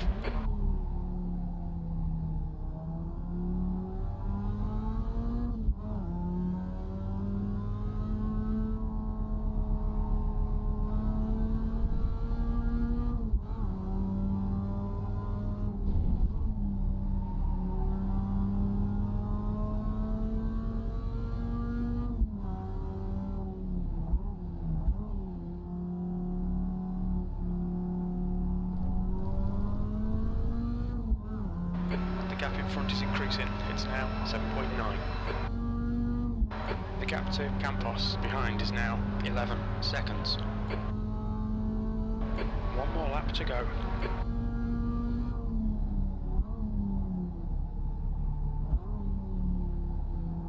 Oh, if I could find that apex.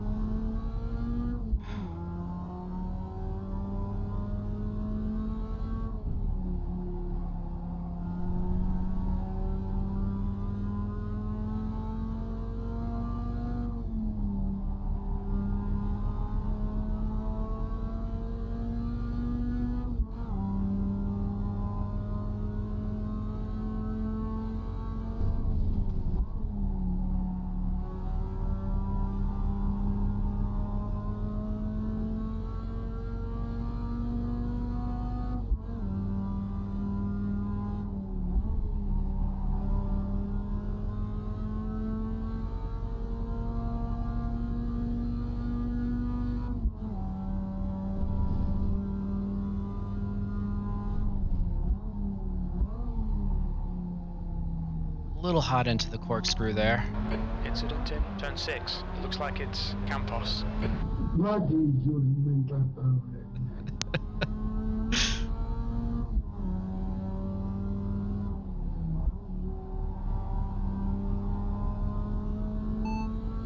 Where is Campos? P7. 30 seconds behind. There's an incident in the corkscrew. We think it might be Armstrong.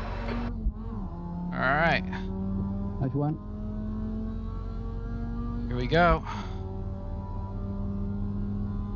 Is that P5? All right. P5. Okay, it's over. Well done, mate. Good finish.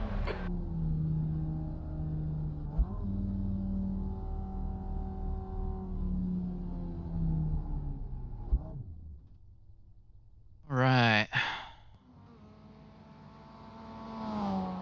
Go ahead and save this replay, even though I'm not currently planning on looking at it.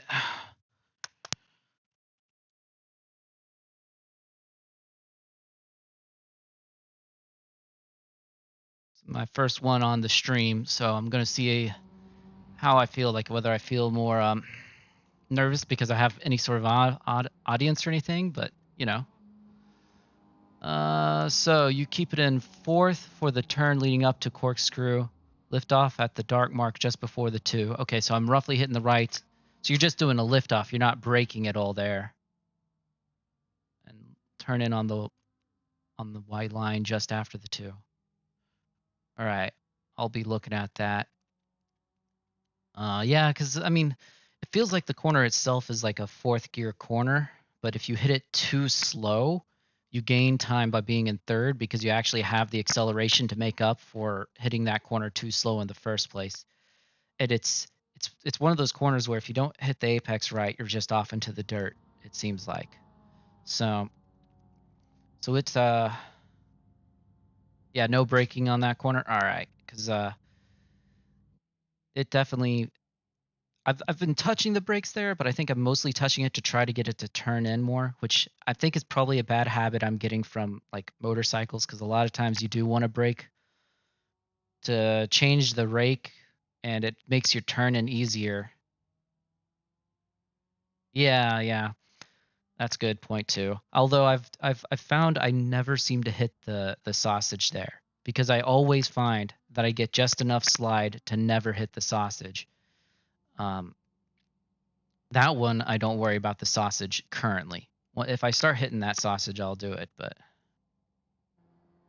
you see, it's not a correction. It's more that I always touch the brakes.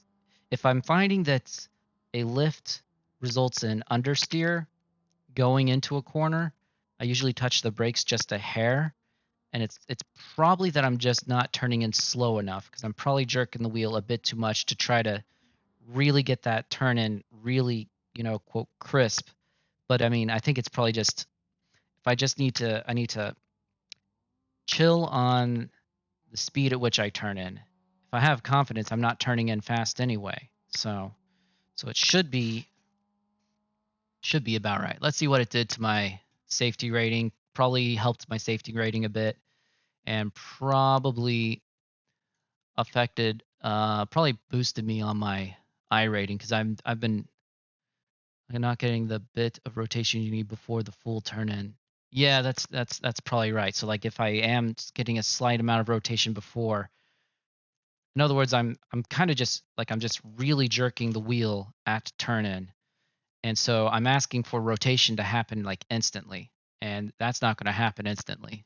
So I'm okay. So it definitely helped my I rating up to 904 now. I started out at like 879, so it's helping my I rating with this deliberate practice, and that's surprising for me because I usually take most of the week to learn a track. That's why I'm intentionally trying to practice the line and think about the line a lot more.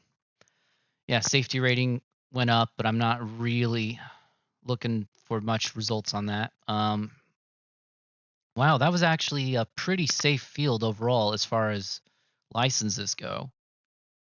Um, the licenses appear to be, there's only two people who only had a rookie license in that one, so that's good. All right, I'm probably gonna check out Skip Barber now because that's the other one I want to be running on, but I'm gonna need to spend a bit of time on that with the let's see eligible. Oh, it's probably because I probably don't own the track for the Skip Barber one. Long Beach. I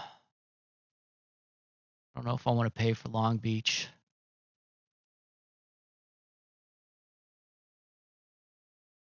Nah, I'll keep doing. I'll keep doing the MX5.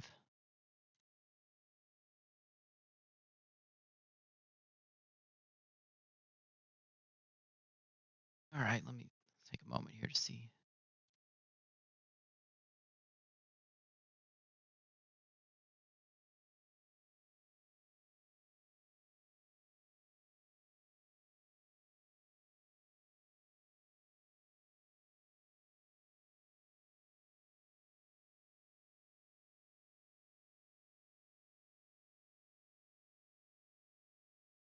Yeah, after this, I'll call it good for the stream. I think after this next race, I'm gonna have to debate whether I want to get Long Beach or not with Skip Barber.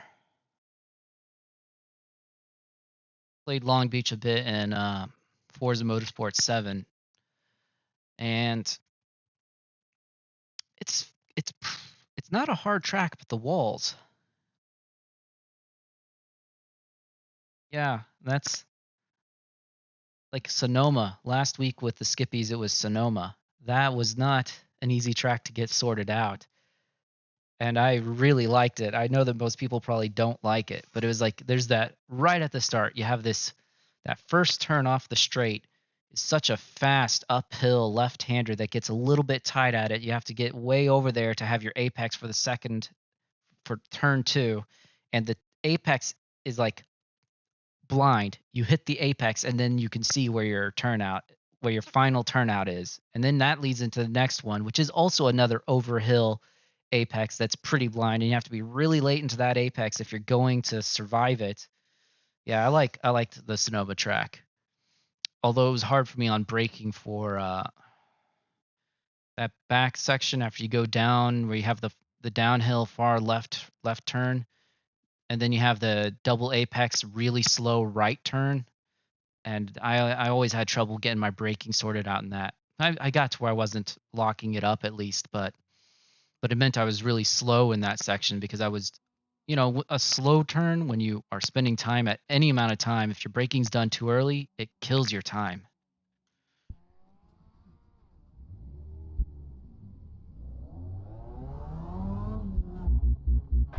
The exit looks clear. Yeah, I don't need crew chief for this.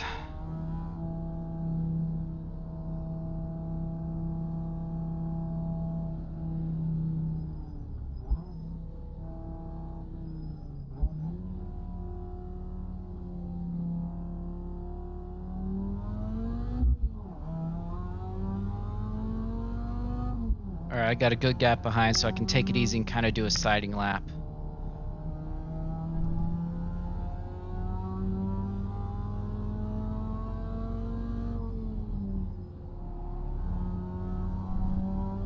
All right, I probably should focus on doing turn in a bit smoother and slower so that I'm reducing the understeer.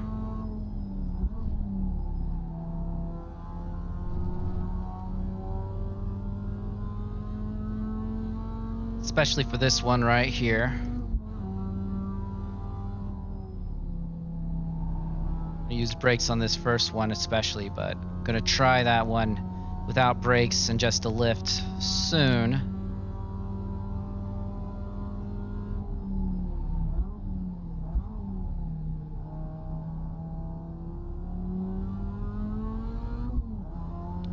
All right, this one I think I need to hit out wider to this curb earlier to get the turn in on that one so I can get more of a drive out. Maybe. The MX-5, there's not a lot of acceleration, so I don't know how much drive out I'll actually gain there.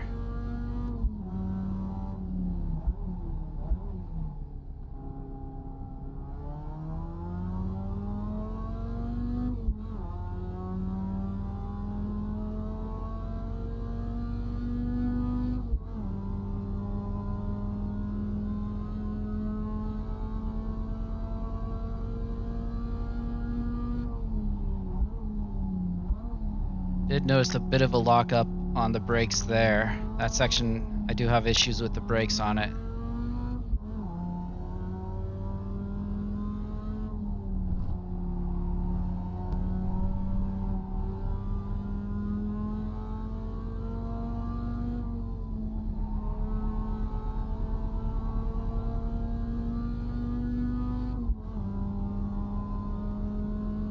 All right, I'll focus on that next one, keeping it in fourth and just a lift. Tires are still a little cold, so that might be a huge mistake, but lift, turn, oh, a little bit late or a little bit early on the apex. And I definitely didn't have the speed to justify fourth gear.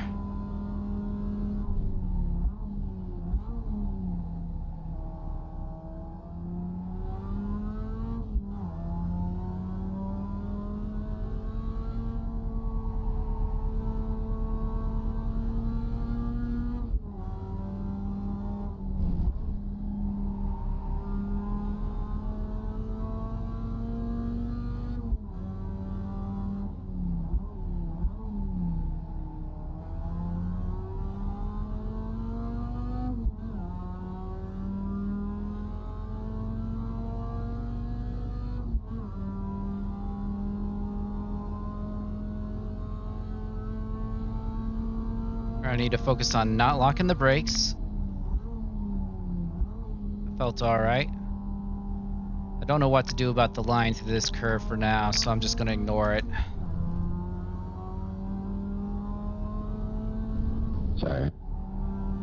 A little bit early on the apex with that one.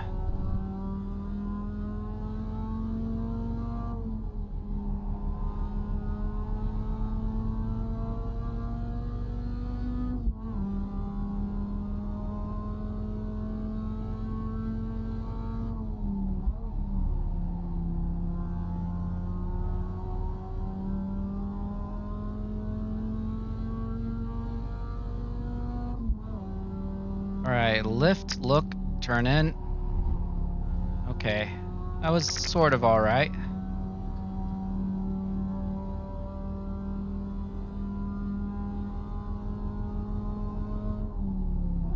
Oh, wait, that's right, corkscrew exists.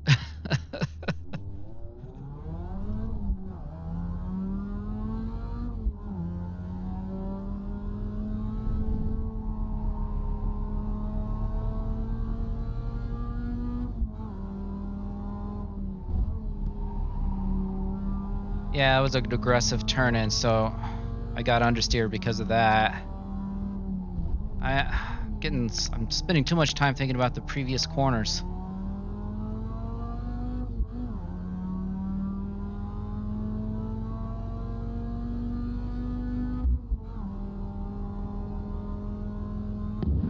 Obrigado.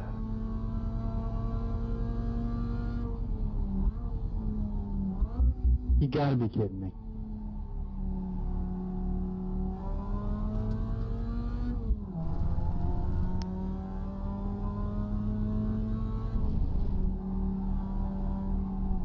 Oh, yep, still got into that. Turned in too early on that one still.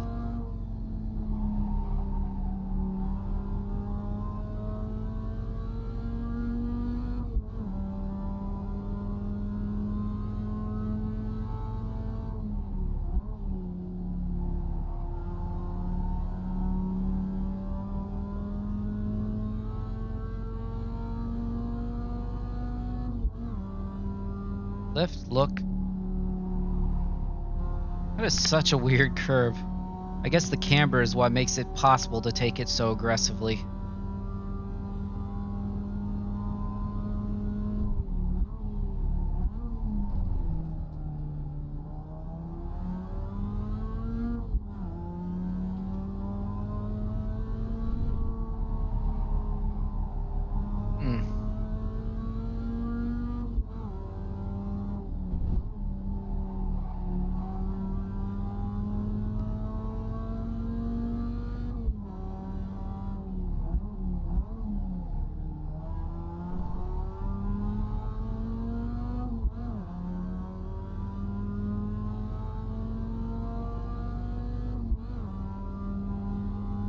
Get on the throttle just before the apex. All right. I'll finish reading that comment when I get another chance here. Yeah, I noticed when I lock up the brakes there, so in this first two corners there, first turn and a half or whatever, I noticed that I started thinking about avoiding lockup there, and it's fine, except that I get done braking way earlier than I should. Like, I get done braking so early that I'm sitting there just kind of waiting around. And I got totally distracted in that corner. All right. Yeah. Yeah, all right. Let's see if I can hit that one with a little bit more speed again. Didn't get a very good drive out anyway, so it's not going to be close to a good lap speed, but all right. Lift, turn in. Oh, I missed the apex, so definitely didn't get the grip.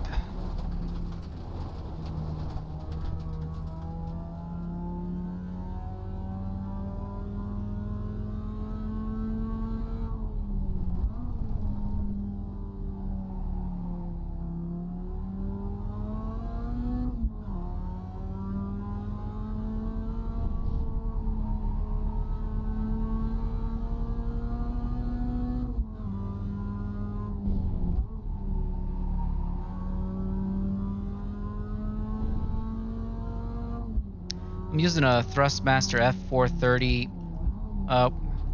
Thrustmaster F430 force feedback steering wheels. The wheel itself seems to be fine. I think the pedals are probably not bad, but they are potentiometer pedals. So like, I don't mind that so much for the throttle, but it's not ideal for the brake. Like if I had a load cell brake, I probably would feel it a lot more naturally, you know, for the brakes anyways.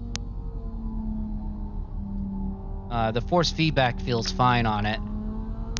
I'm sure that there's better, but I don't think it would help me that much to try to get a better force feedback steering wheel. I think my real need is to get a better set of pedals. At least, I mean, I'm probably gonna. All right, I'll let this guy go because I'm clearly going slow and not keeping my focus where I need to. But I think once I have more money, I might look at upgrading to the Fanatec Club Sport one sometime. But I'm in no big rush on that because it's pricey. Okay, I totally didn't take your advice on that one. I totally should have been down in third.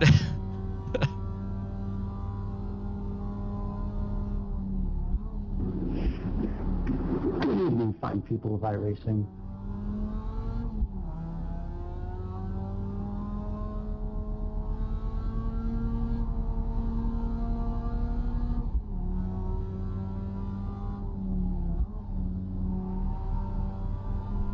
Sorry, what was the question? I said good evening. Oh. Good evening. Hello there. Really? Hey, it's not a race, might as well chat. I wasn't talking about you. I was talking about the sumbitch who spun me out into the corkscrew there.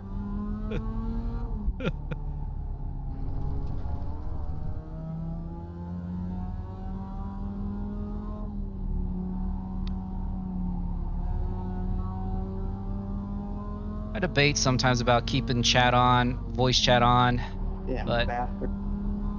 mostly because I don't particularly cuss. Or at least I try not to. Well, I hope something mildly unpleasant happens to him, such as an egg falling on his head. However, the content was all like that. Or he sees a meme where there's like a fake piece of hair on. Alright, let's turn it down for a bit. Two, I look, hope he turn doesn't in. charge his phone tonight by accident and wakes up with 2%. Yeah, so I feel like, alright, corkscrew first. I feel like if I hit the apex, there's so much grip. You can, and as long as you're pointed in the right direction by the time you hit the apex, you're going in the right direction. But if you miss the apex, there's not enough camber and you're going off track. That's what it feels like with that one.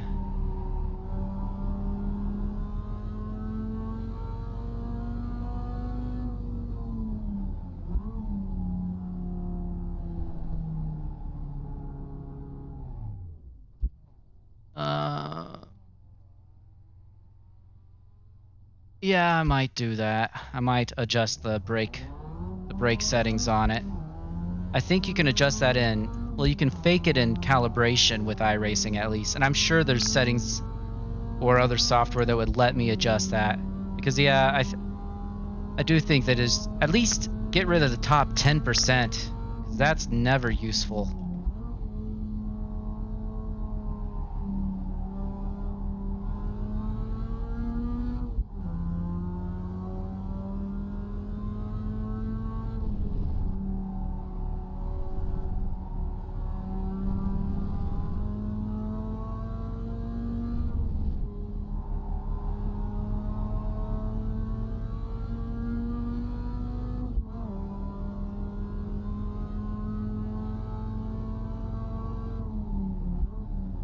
All right, let's focus on this corner up here.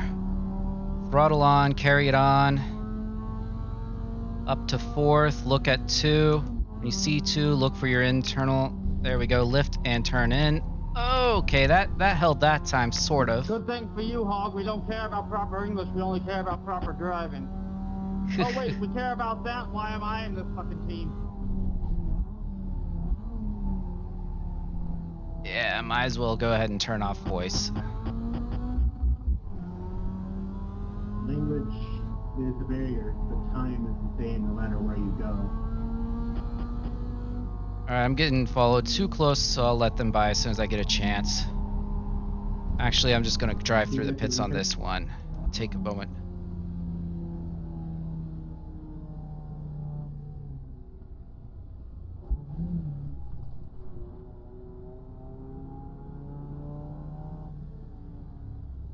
Alright, let's see. One, I'm going to go ahead and get rid of voice chat. I never really need that. Yeah, and let's see if I can, the brake's force factor seems like it also might be something I should be looking at. Have you used the force factor at all for that kind of thing? 'Cause it seems like the force factor is kind of what should deal with that. Because currently I'm not flooring the brake. I'm getting it close, but I'm not completely flooring it all the way in. Well, let's see if I can adjust it here. Nope, I can't.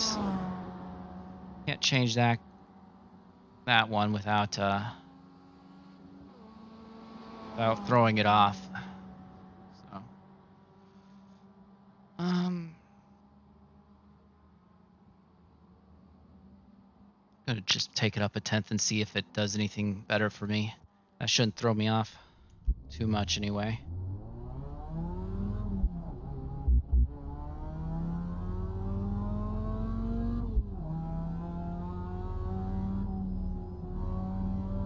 Oh, now I'm back on cold tires. Always, if you get out of the car, you got cold tires. All right, let's let this person get by.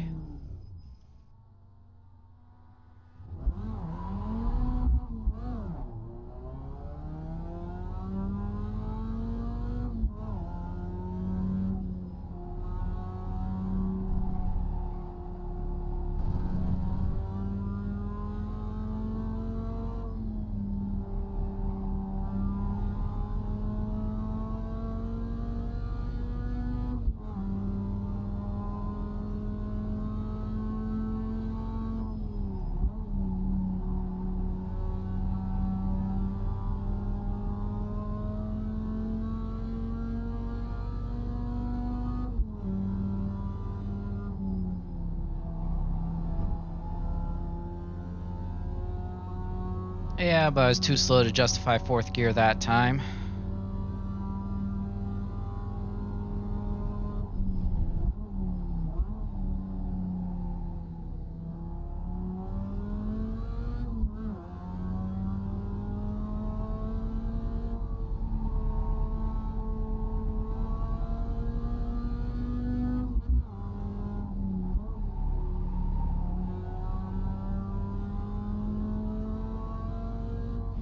Oh. All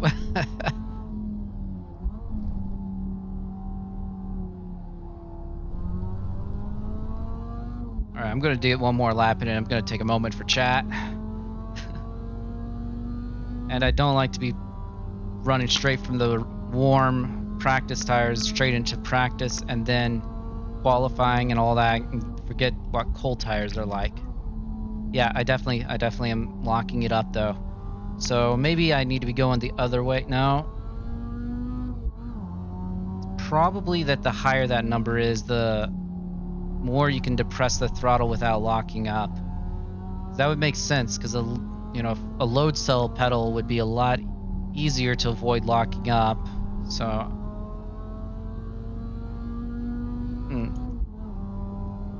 don't know. At some point I'll probably just need to play with that on a track that I'm more comfortable with, where I can pay attention, where I have more of a sense of how the braking should go.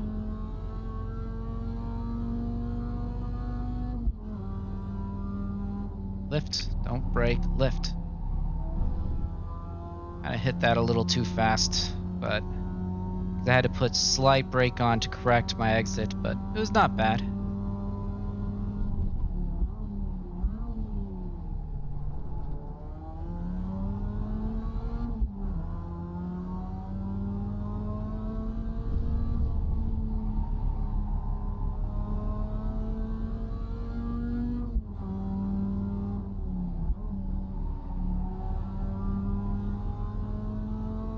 All right.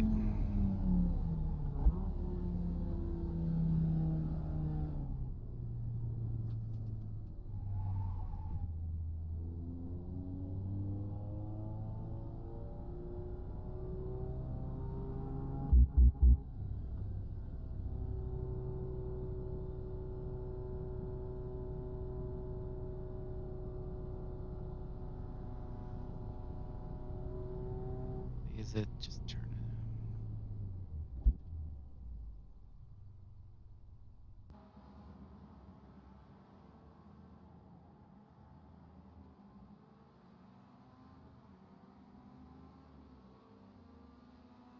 Yeah, there probably is. I'm gonna go ahead and see if I can bring up the Thrustmaster software because I know that there is a Thrustmaster software that was installed with the drivers, but I think it was mostly about dealing with the force feedback. Roll panel.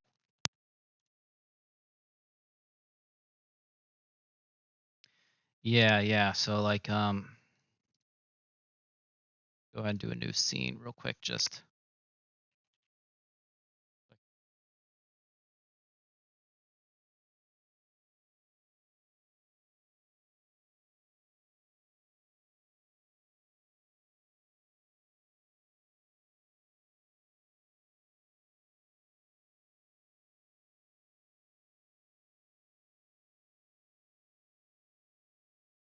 Yeah, this right here, there's no way for me to actually adjust the limits on it. Like I can see inputs on it, but I can't adjust the limits on it. So I can't do that. Anyways, time to get into the race.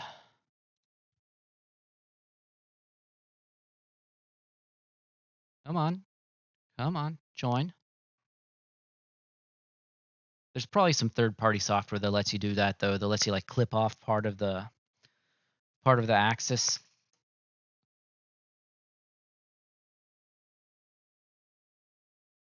Right, so this field's got a few rookies, one pretty, oh wow. Well, that's a really low safety rating, but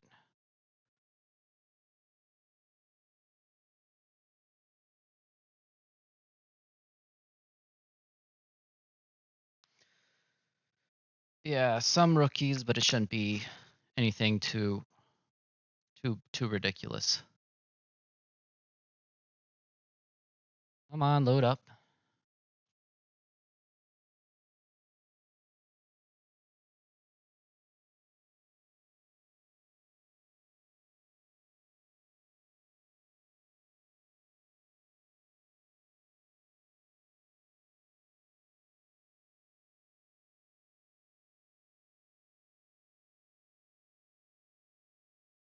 I'll just keep it like that until it loads up.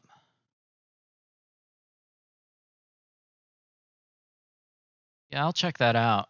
I mean, but it's also like I should just learn how to use the pedals I have, you know? And it's yeah, sure there's reasons to try to calibrate it through software. But it's kind of the same thing as like you kind of should, if you know you're not supposed to hit the throttle or hit the brakes that hard, you should just learn to not hit the brakes that hard, you know? And I also want to get myself thinking about hearing the tires and using the tire sound and the force feedback in the steering wheel as more of my reference, rather than just editing it so I don't get myself into trouble in the first place.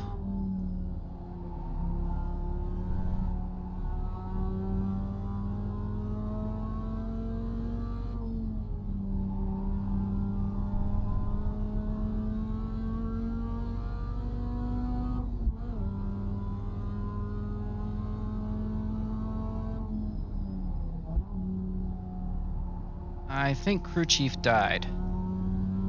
Or maybe.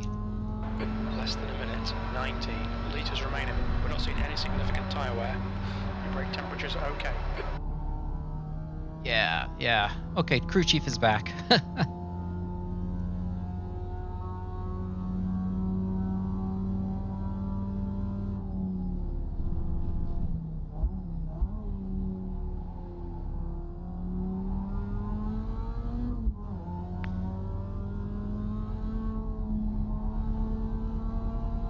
Who's that ahead of me there? William Coggshall. They are taking that super aggressively. I should probably be watching out for Coggshall during the actual session.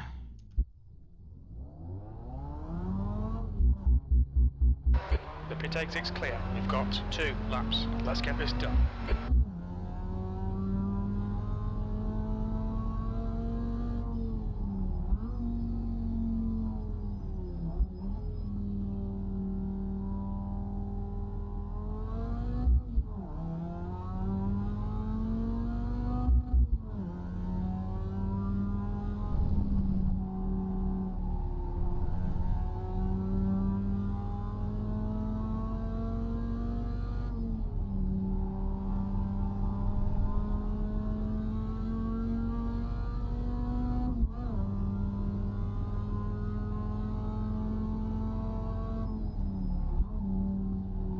Yeah, it feels like that setting did make it so that I'm effectively not pressing the brake as hard.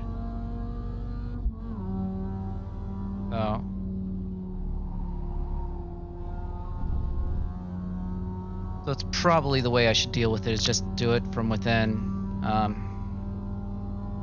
the software and turn that up a little bit.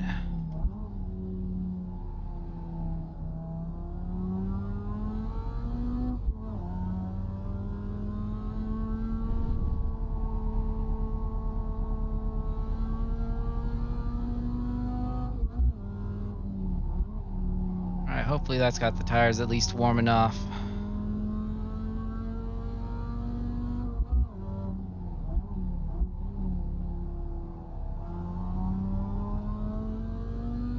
Oh, definitely not, but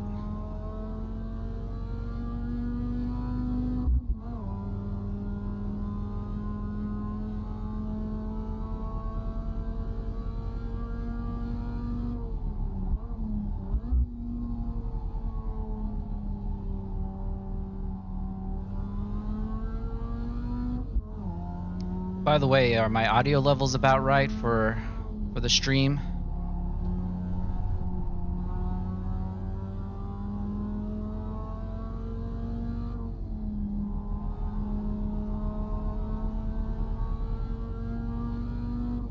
Yeah, I'll have to check that after we get through the qualifying. Come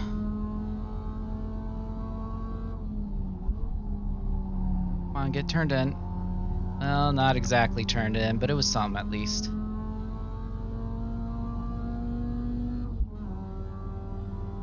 Look, lift. Oh, didn't quite hit that right.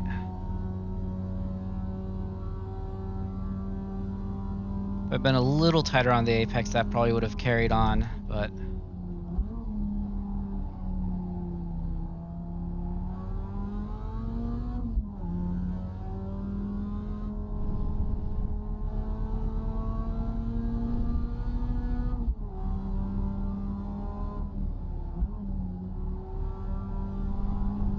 yeah, apex a little bit early on the turn in there too, but not too bad. Yeah, I'm not locking up as bad now, I think.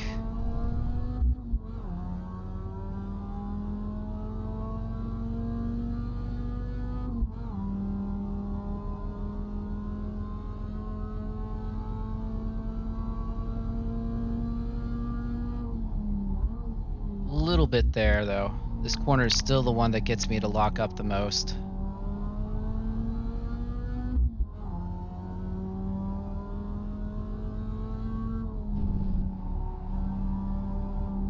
Oh, I carried too much in. Oh.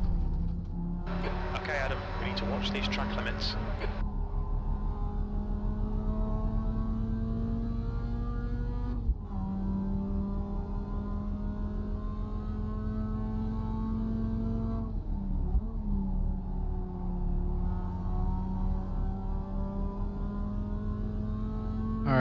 Alright. Lift at 2, look. 2, look. Turn in. Oh, kind of didn't really get that turn in right, but...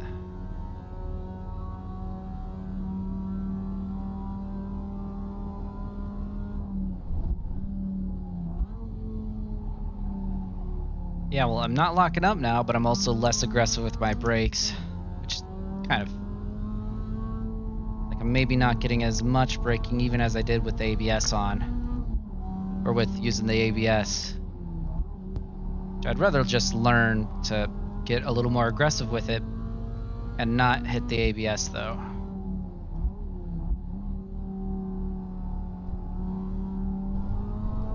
Fastest lap for Montero, 141.13. Looks like I may not have even set a qualifying time, though, because I didn't have a last one. I must... Alright. Yeah, it looks like I didn't set a qualifying time. Oh well. Yep. That's fine.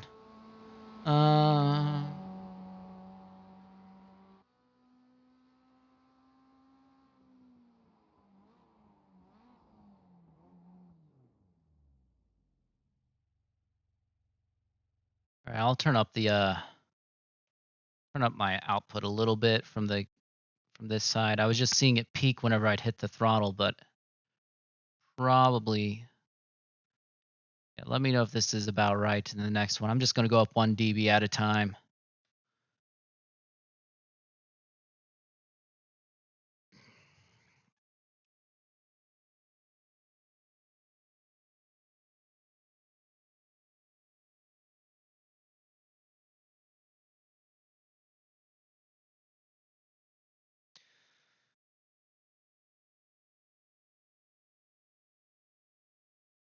Yeah, after this race, let me know if the game needs to be a bit louder. I'm playing with the rookies, but I actually have a D license, and my iRating is just, I've been sitting below 1,000 right now because I've been having difficulty surviving the race, and I'm not like particularly fast on my laps. I think my lap times are just respectable once I learn a track, but I don't think that I think my biggest problem is one, at the beginning of the week, usually hitting the track it takes me a while to get used to the track.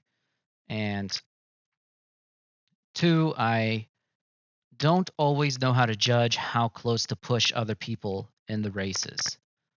And I don't get to pass much because I'm trying to, I like to be a cautious racer for now anyway, until I can have some confidence about whenever I'm changing my line, whether I'll make it through the turn or not. So yeah, I'm not in rookies. I have a D license, but I mean this is my second week back into iRacing. I used to play it slightly back in like 2015, and so like I have a D license from back then, but I don't know if I consider myself a rookie. Let's put it that way. I consider myself a rookie who is not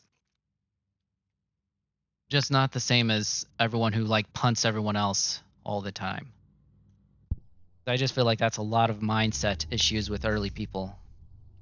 Yeah, I've been looking at doing the oval circuits with the street stock and all that.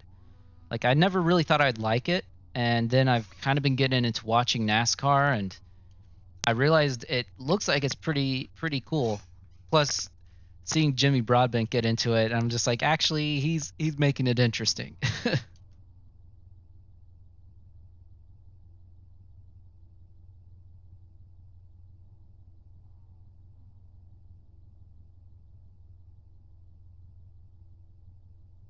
Street stocks is the oval. Is that the oval paved ovals?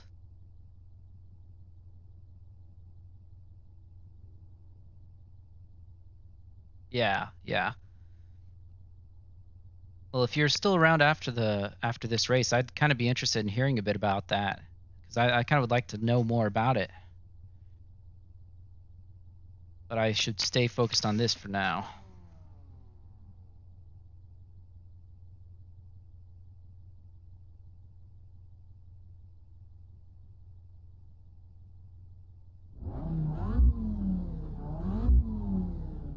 Yeah, it looks like when I peak my, so yeah, it probably could be, game probably could still be another decibel louder, but I'll wait until after the race for that.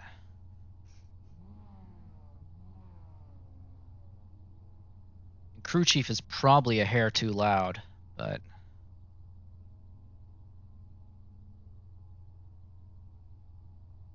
The track temp is 27 Celsius, 10 laps. Concentrate, be ready. Go, go, go. they went eventually.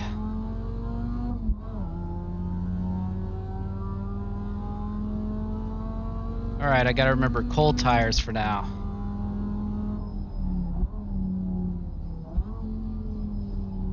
Incident in the Andretti hairpin. Looks like it's Montero.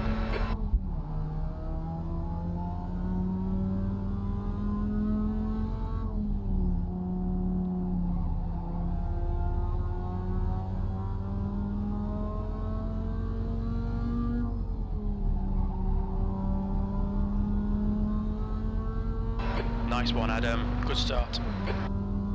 Yeah, but the guy behind is pushing pretty aggressively for cold tires, so I probably have to worry about him.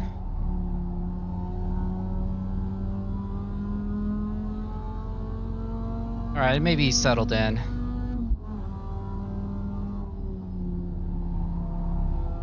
Alright. Let's just not get too focused on the cars. Let's try to remember our own line and our own path.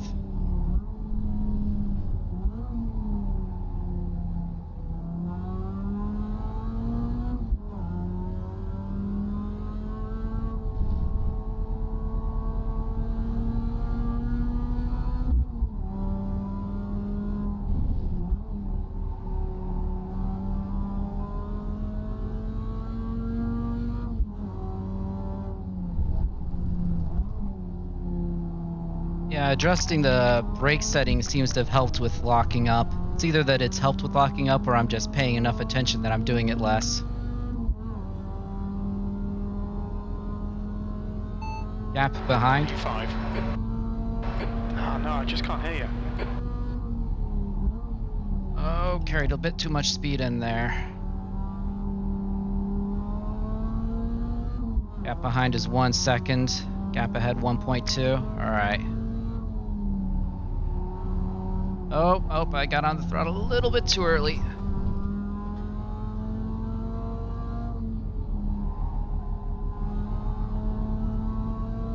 Yeah, they're gaining on me, so the question is, do I try to push to pass these people, or do I let them pass and hope that they take out this group? They're fighting for it up there, and Cogs Hall, that was who I was watching in practice too, so... Man, he just really nailed that sausage curb. Alright. Alright, Adam. The next Canterbury car right. is definitely looking to pass. Hold your line. Clear right. Good, he let me have it.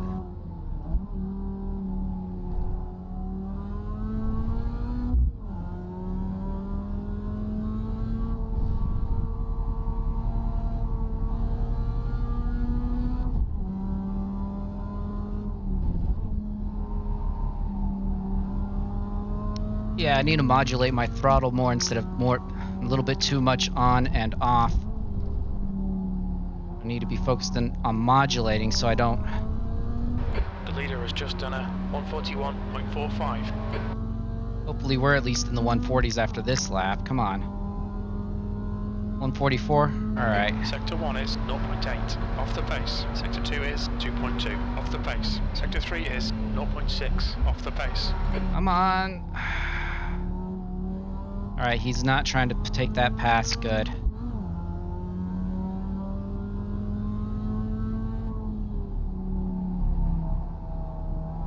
I'm gonna let him have it. Right side. The right side's clear. Come on, don't let him get away. I'm gonna let him have it and see if he's able to get by these guys. If he can get by these other two up here, he can have the place, no problem. He got it. I mean, he's going to get it, I think. Turn 2, look in. Oh, I just... On your left side. Wow. Clear left. That was pure luck, just so we're clear. I've been practicing that curve, but that was pure luck.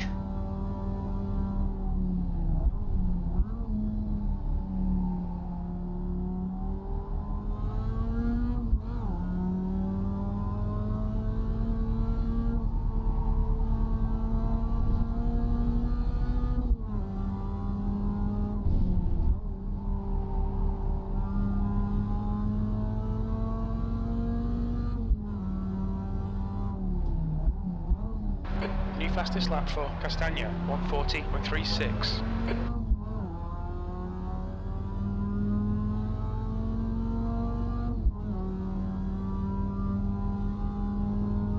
Cogs Hall is still ahead. 4. Canterbury behind.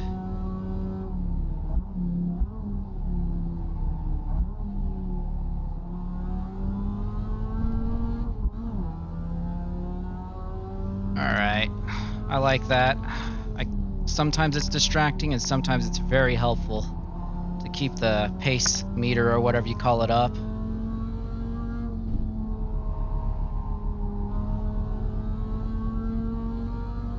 The gap behind is now 0.38.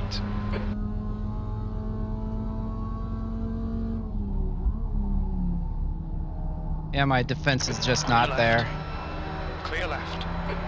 I just keep carrying too much speed into the corners when I Come see on, them. Adam, don't let him get away.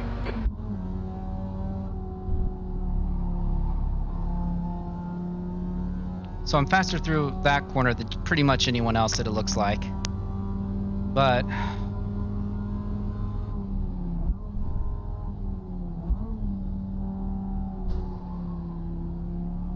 they took themselves out behind. Good. There's an incident in the corkscrew. It looks like Montero and Cortez.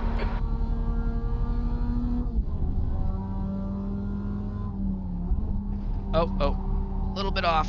There we go. That's a new fastest lap for Castagna, 1:39.89.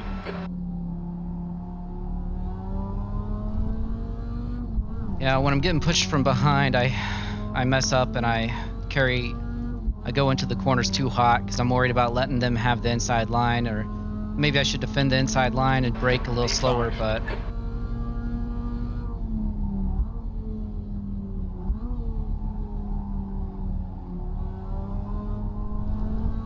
yeah, I've got to practice braking though. I can definitely tell that if I get it right, I'll gain a lot of time. Oh, however, if I do that kind of thing, it doesn't matter.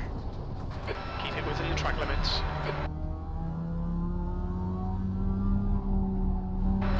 Don't panic, we'll get him back. The gap in front has increased to 1.3.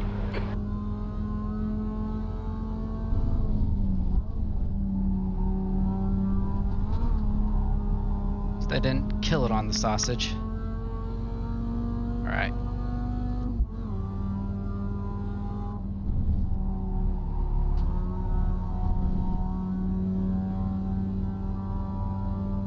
Gaining some serious time there.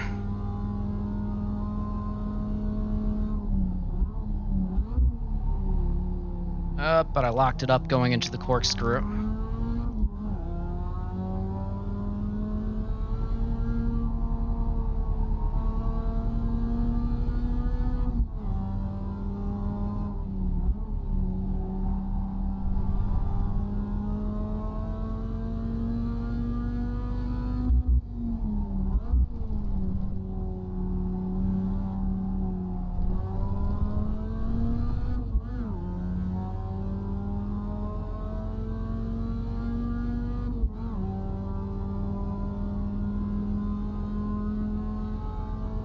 Okay, Adam, you're halfway home. Your fuel is fine. 6th place.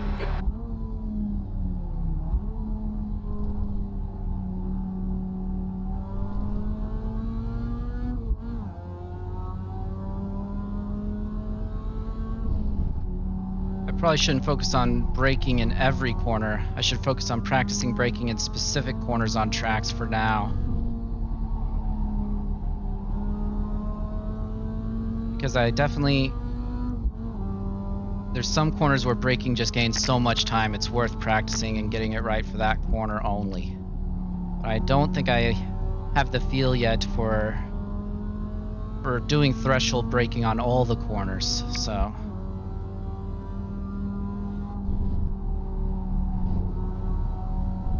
Massive amounts of time gained there. I don't know how. I guess just that corner is got a massive amount of potential available in it. It's a straightaway, so you gain a lot of time by getting through it right. Oh, dropped it off the edge of the track a little bit.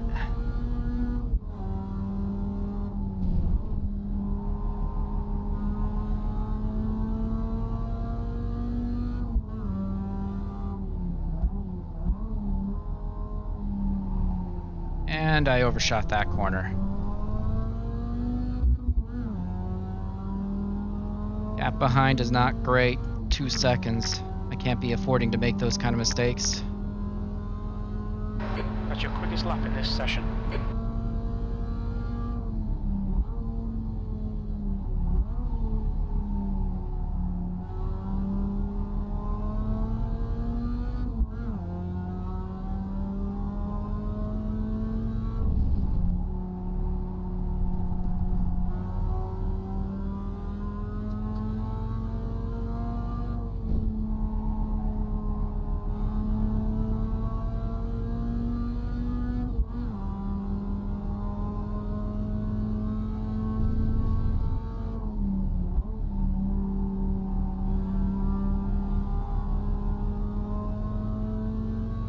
Arsenu is gaining on you. The gap's now 1.2 seconds.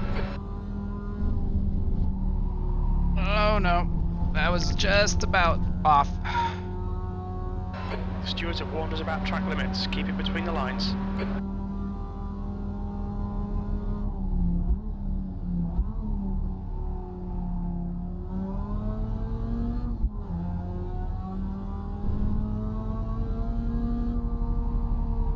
Come on, get turned, get turned. There we go.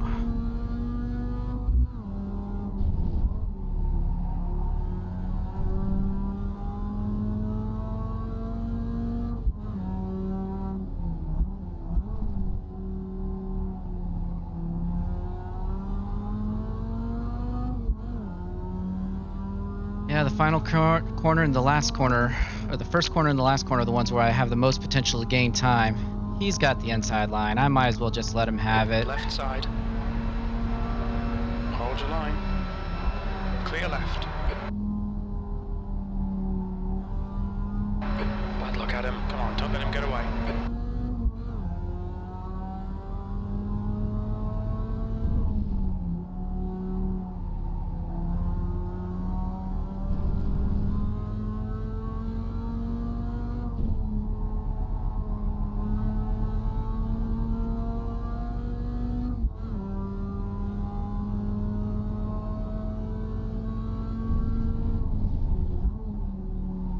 The next person behind is a lap down, so even if they do get by me, it doesn't affect my position, just my pride. Come on. There we go. Decent drive out of that corner. Not perfect, but pretty solid. Didn't quite get it stopped like I wanted in corkscrew. The gap to Arsenu ahead is increasing. It's now 1.7 seconds.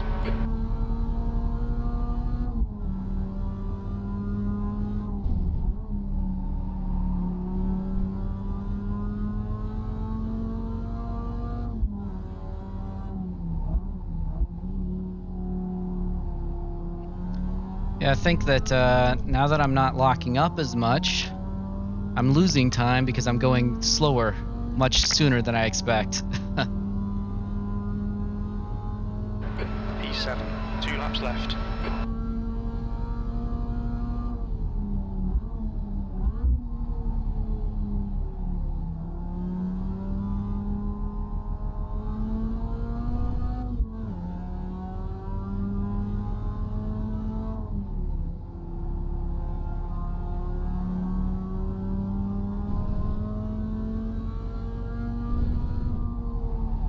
Oh, there we go. Settled it out.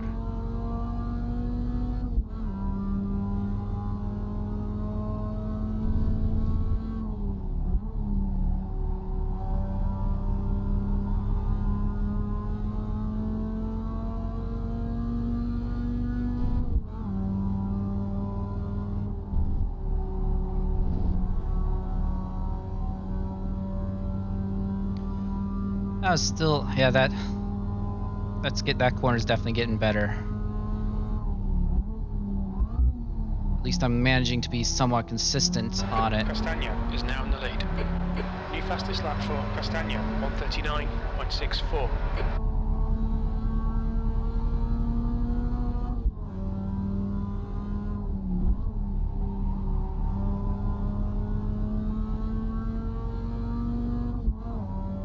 Looks like P5's gone off in turn 11.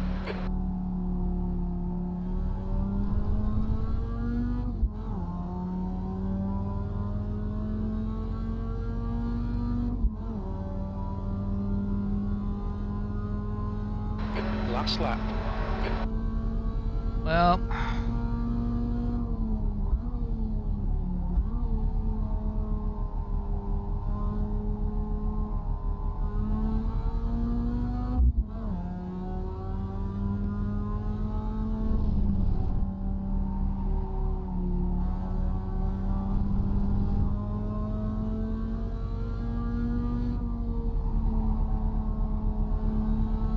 yeah, good throttle balance through that corner back there. and I don't think I need to ever brake for it. Probably just a lift and throttle to balance it through the corner, because it goes into understeer, but a little bit of throttle seems to help with the understeer there for some reason.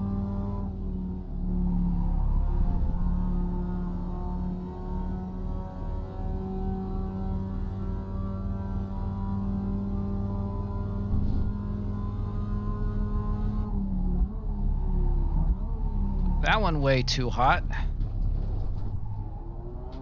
Whew. Pay attention to track limits, please, Adam. Hopefully I don't lose this. Oh, they're behind a lap anyway, so I might as well let them get it so I don't get myself into any craziness. Like this. Like, exactly like this. But well, that wasn't smooth on the last lap.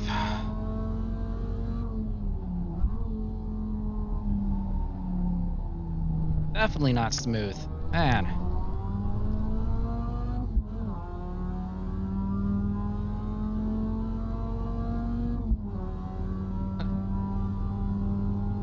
P7, that's the end of the race. Bad luck, mate.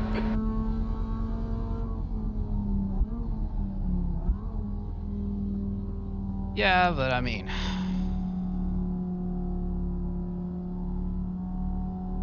made a few important mistakes, but for the most part, the field was also a lot stronger than the previous race, I think.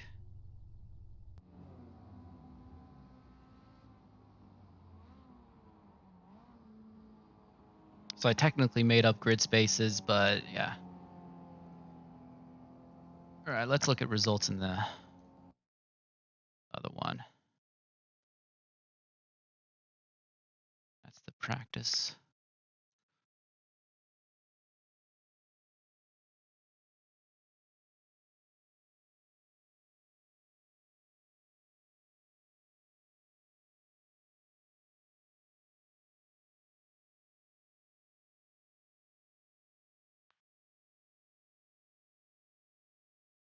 Come on, results. Show me results.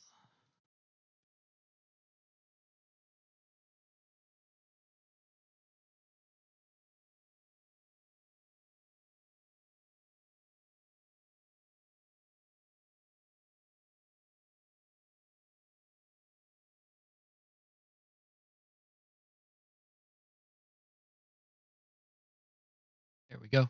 Results. Yeah, slightly down on my rating. Not terribly. Yeah, if well, at least it looks like the field was roughly where it should have been. My average lap time was 1:46. Okay. Best lap time finally down below 1:43, which is, I didn't expect to actually get below 1:43. I expected I'd be sitting around low 1:43s is the lap time I'd be able to do. If I can get to where my average lap time is like 1:43, I'll be very happy. But yeah, so Chad, was the audio better for the race? Not too like was the game volume about right or anything?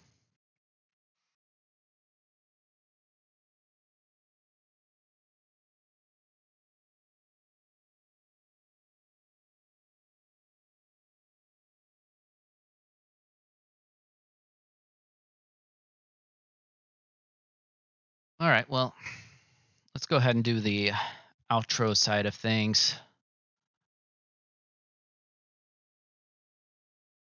So, session started at 879 on iRating. Finish was 900. So a little bit better on iRating. 3.67 for the safety rating. So I went down a little bit on safety rating, but my safety rating is totally fine. All right, I'll turn up it one more decibel for the future, but I'm not going to be going on streaming much longer tonight anyway. Yeah, so my specific goals in this one was to learn the track, try to find the racing line, assess whether Apex was too early or too late. I think I did all right on that, but I did notice that braking is Too much ABS. That's the biggest problem I'm running into. That.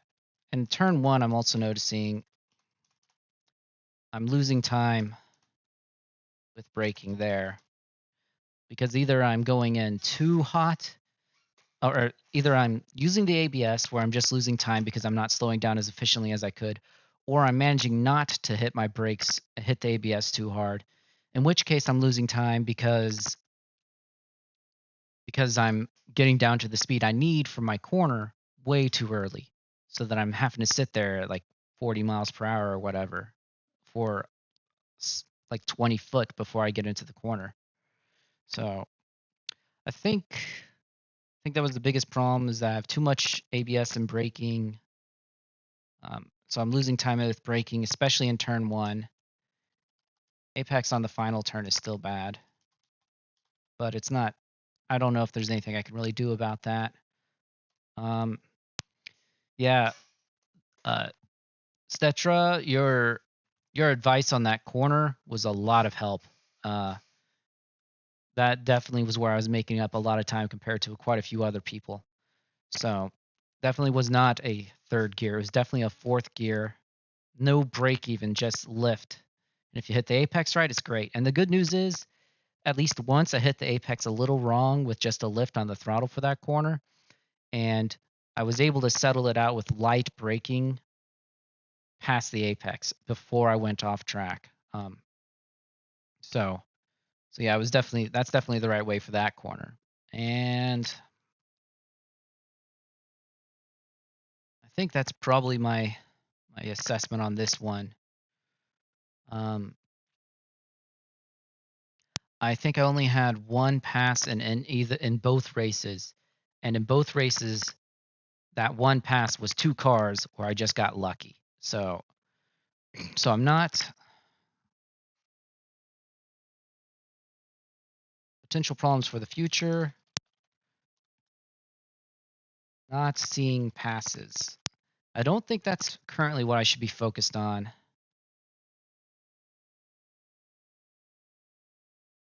Yeah, I definitely think that braking is. I think I'm going to not focus on braking as a whole, and instead just focus on getting my braking right for a few important corners on each track for now, because I don't think I can approach threshold braking really that well with these pedals. I think I can find the right amount for a specific corner to push the pedal down. But I don't think I can do it for every I don't think I'm going to get it right for most other corners. So that is definitely something I do want to look at for the future. And yeah, like right now, I don't think passing is something I need to be prioritizing at all. I need to prioritize keeping myself on the track under pressure, and I probably should learn to defend position a bit better.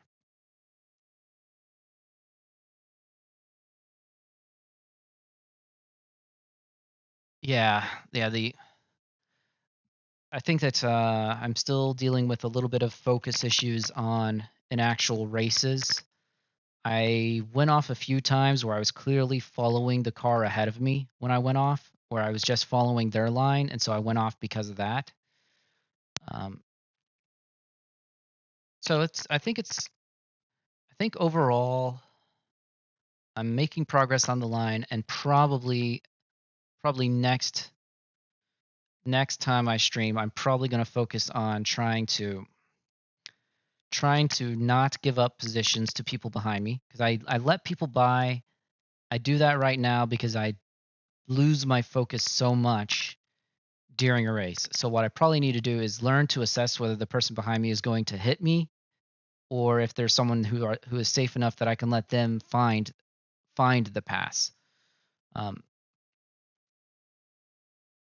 Yeah, I think that's where I'm at for now. I don't feel a need to spend more time really learning the track that much. There's time to be found, but I can probably just find that in normal practice and some focus on braking. Right. Well, thank you. What about driving line? Yeah, I was focusing on the line specifically as the thing I was trying to learn this time. It is a new track this week, Laguna Seca. I've played Laguna Seca in other games, but I don't think I've ever played it in iRacing before. And I don't like Laguna Seca, but I think it's a lot better with proper field of view in the race. So for the driving line, I felt like I probably have that about right. If I can focus on getting my entry speed right, um, and focus on holding the line during the race.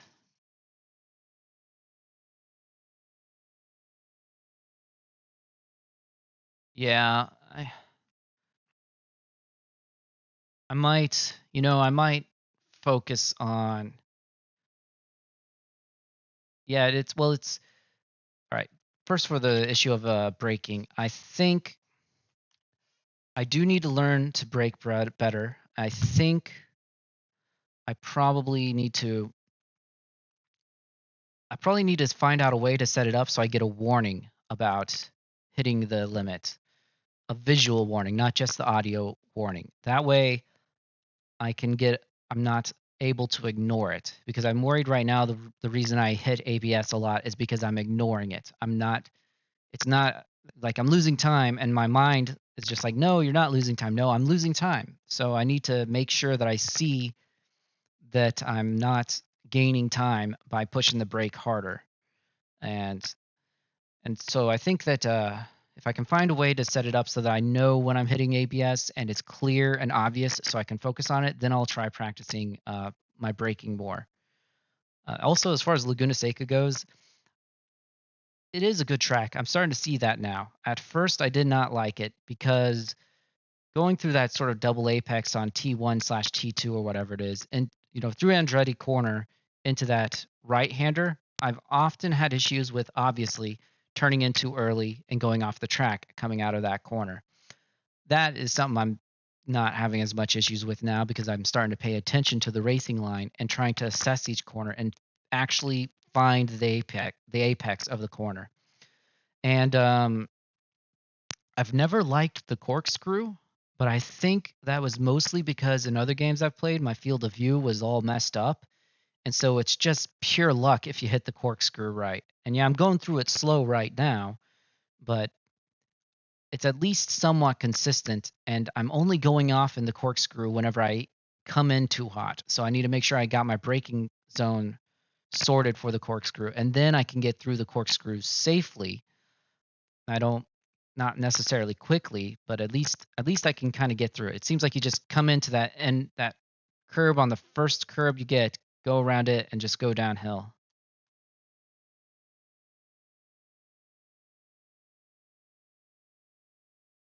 Yeah, I was trying a different. So at first I was even with the braking issue, I was going into Andretti corner um, with a pretty tight line, and I kept feeling like there was actually time to be gained by missing the first apex and just trail braking into that second apex on Andretti corner. Um, but I think that was definitely not the case. I think I just need to hit both apexes and just go slow through that section because it is a go slow, try to get my orientation right whenever I hit the second apex there so that I can get on the throttle or early on that corner. Yeah, I definitely am having issues with the ABS on this one. You know what? I'm going to do a test drive real quick with the Skip Barber on Laguna Seca, and I'm going to pay attention specifically to where I'm starting to lock up there. Now, Skip Barber is totally different on its braking, but at least I can at least it will make me think about the brakes a bit. Let's go do a test drive. Skip Barber. Oh, nope, nope, nope. Not the Nürburgring.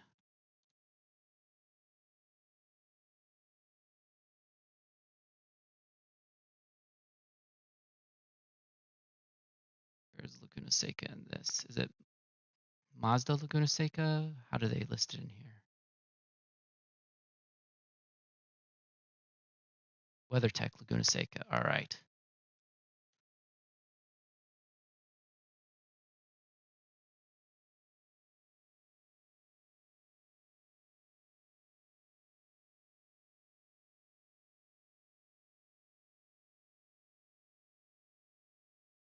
It's a shame that it takes so long to heat up the tires in the skip barber, but I think it will get me thinking about my braking a bit more.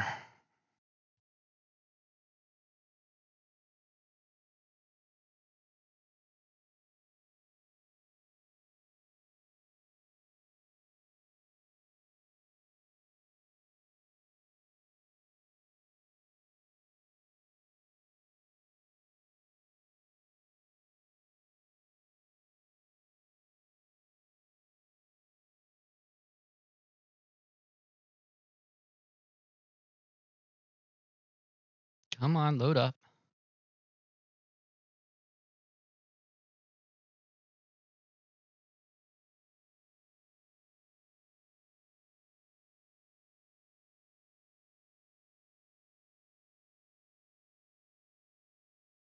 Yeah, I should also do some testing with the MX-5 on that corner.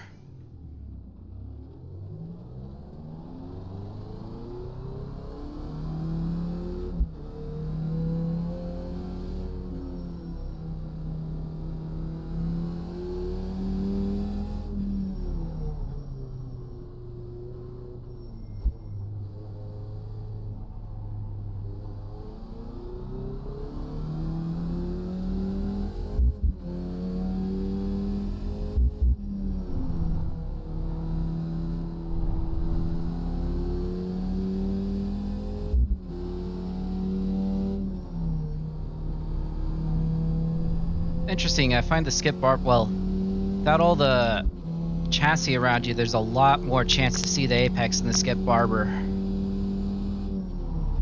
Not that I'm hitting it. See, I definitely felt that lock up there even before the sound came on. I could feel the way the car's steering suddenly kind of got like a little bit heavy or something in the way. Oh, well, that one was definitely on me. I forgot that I'm in the skippy. It was a definite throttle off oversteer on that one.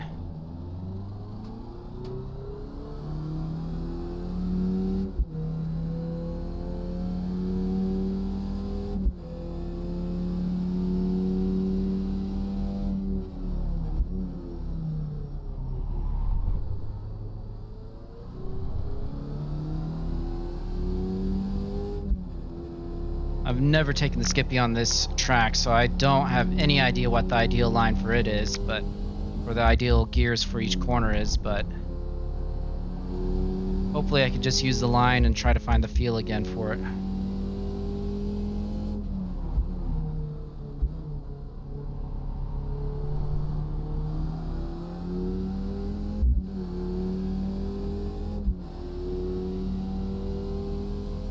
One more lap and the tires will be properly temped, but I should be able to get a feel for the brakes on this one.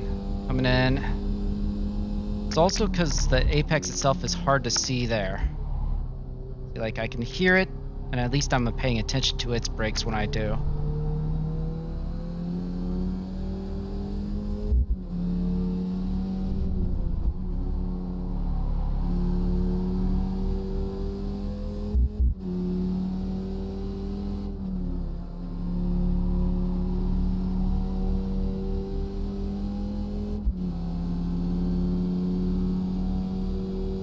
Alright, let's see. Like, that was pretty close to threshold, I think, on that section. There was definitely more to be gained, but at least I don't think I quite locked it up.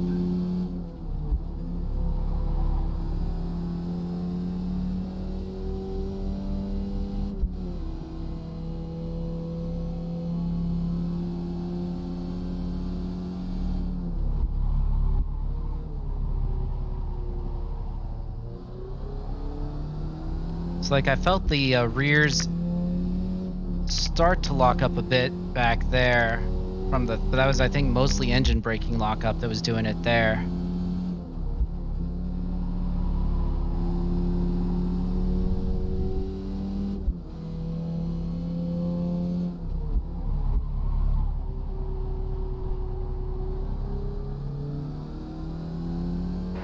We estimate 48 minutes of fuel remaining, 0.6 litres per lap.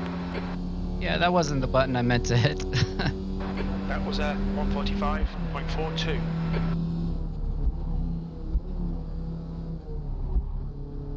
Yeah, I think maybe with the Skippy what I'm doing is I'm not getting close to threshold braking. I'm staying under the lockup zone a lot more. So I'm not getting as much chance to lock it up. Yeah, I definitely feel like there's something in the Skippy that makes me more cautious about the brakes to the point where I don't usually lock up, but I'm probably also not hitting the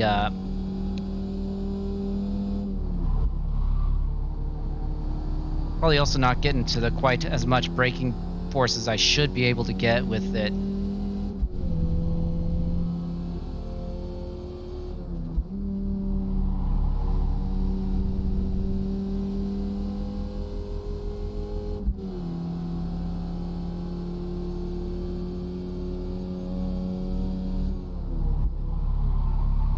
Oh, definitely got a real lock up there though.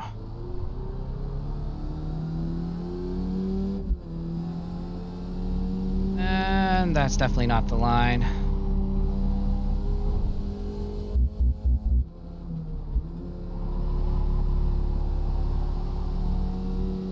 All right, that's good for the Skippy. I'm gonna go back with the MX-5 and try that out with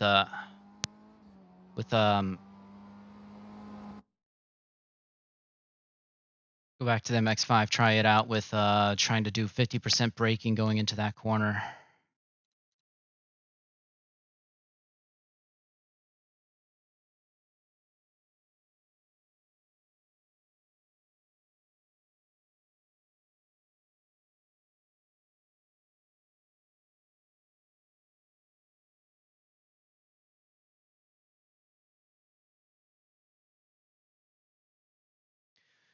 Yeah, I've done basically I've only done the Skippy at Sonoma, and I think I took it around Lime Rock a fair bit when I was playing with it, because like Lime Rock is one of the tracks that I experienced early on in iRacing, and so it's always been the track I've thought of as the iRacing track is Lime Rock, and um, I thought it was I think that made me very aware of throttle off oversteer with the Skippy, but it's not a very braking heavy track. Lime Rock is not a very braking heavy track, so I probably didn't get a lot of training with the brakes on that. Same thing with the MX-5. I did the MX-5 a lot at Lime Rock at first, and again, not a very heavy braking track, so.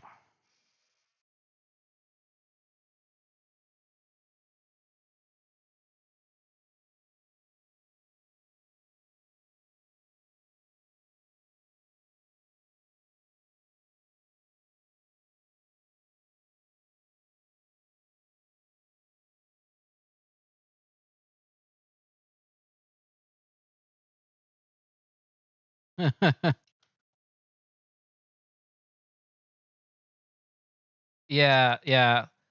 I think Lime Rock might be in some sense my favorite track because it's just so it really tricks me every time. I'm like, this is my turn, and nope, it's not. Especially that turn one with that decreasing radius sort of curve it has there, trying to set yourself up. You think you can carry more speed in than you really can. All right. That's probably got enough temp to at least try some stuff. Let's go in, and I'm going to aim for 50% on my braking there. Oh, well, if I don't kill myself first. Ugh.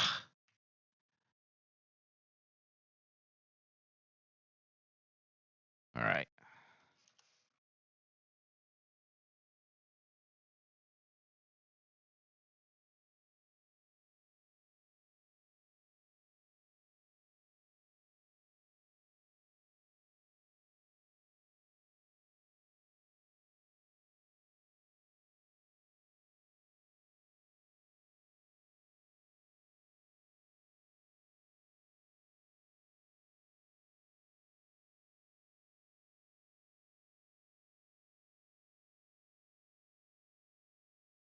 Oh, yep, thank you.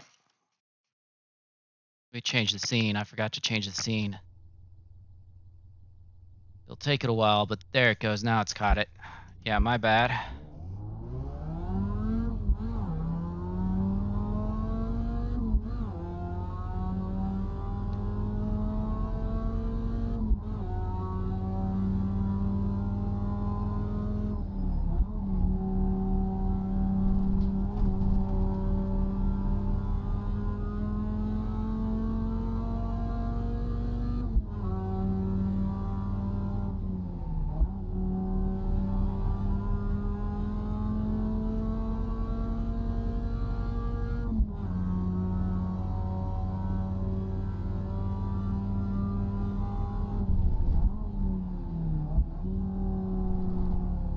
Alright, the tires are probably still a little bit cold, but on T1 I'm definitely going to try doing 50%. It still probably won't, it shouldn't lock them up even with cold tires at 50%. Oh man. If I just stay on the track first though.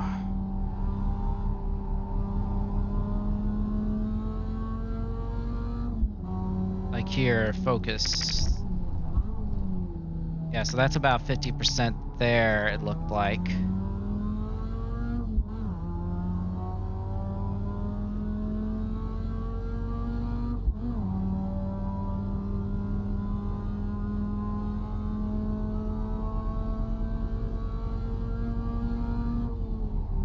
Oh. Yep. I did feel a little lockup, but I did, and I was aiming for 50% and I still got a little lockup, so that's probably a sign I was overshooting the 50% I thought I was going for.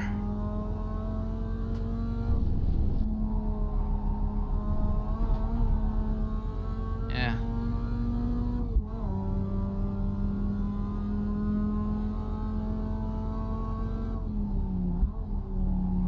I felt a little bit of a sort of a lean to the right, sort of darted right a little bit on the entrance there, so must be a bit of a lockup or something there. Come on, balance out. That was not right. Oh well. Probably reaching the point where I'm going to need to stop streaming before long anyway. Getting unfocused.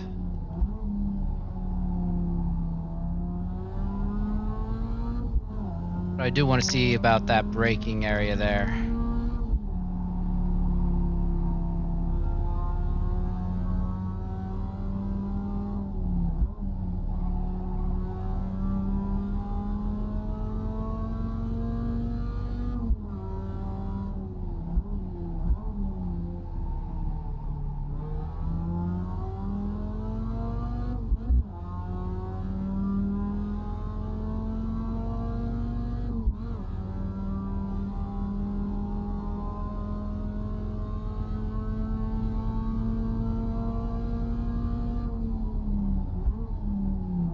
Yep, I overexceeded it a little bit. I felt it go a little bit, lock up on some of the tires at least.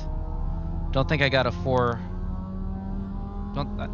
Definitely felt like I had a bit of a lockup though. That was made it a little unstable on the, made it go a little bit to the right or something there.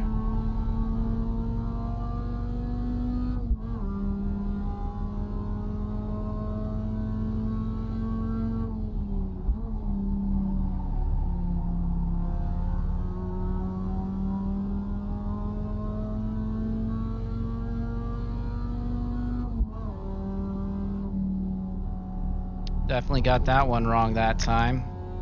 May have gained time, but I started my turn in and then had to back out the turn in. Wait, what? I guess the ghost is running on the sectors, not the laps.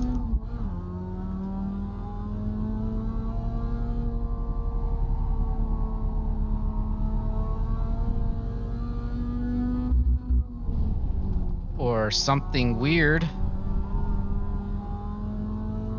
Why would the ghost have netcode?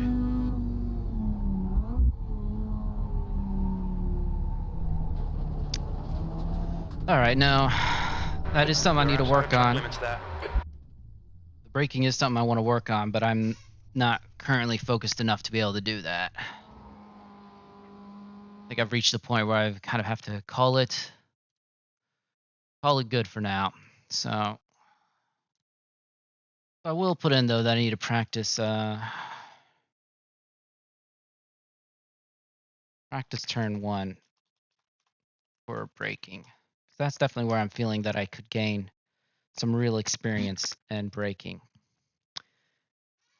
All right. See, well, I think I'm going to call it good there. You guys have anything else you want to talk about before I head out?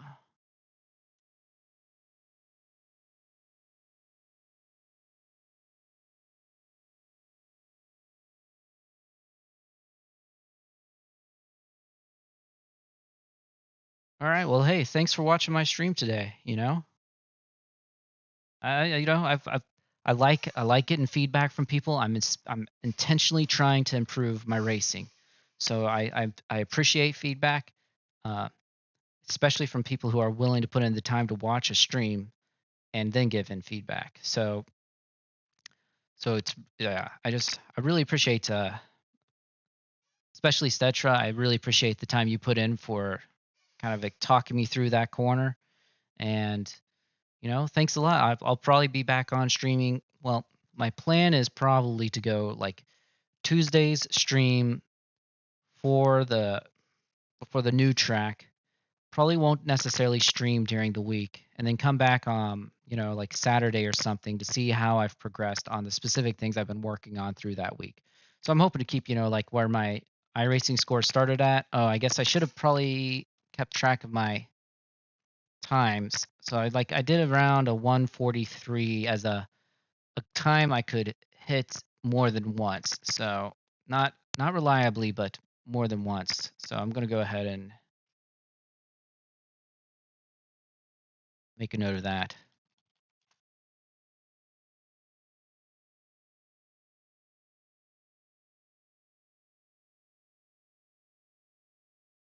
So maybe by the end of the week I'll be down to 140 or 139 or something like that. So yeah, I'll probably eventually start putting up a schedule on Twitch and all that for that as well.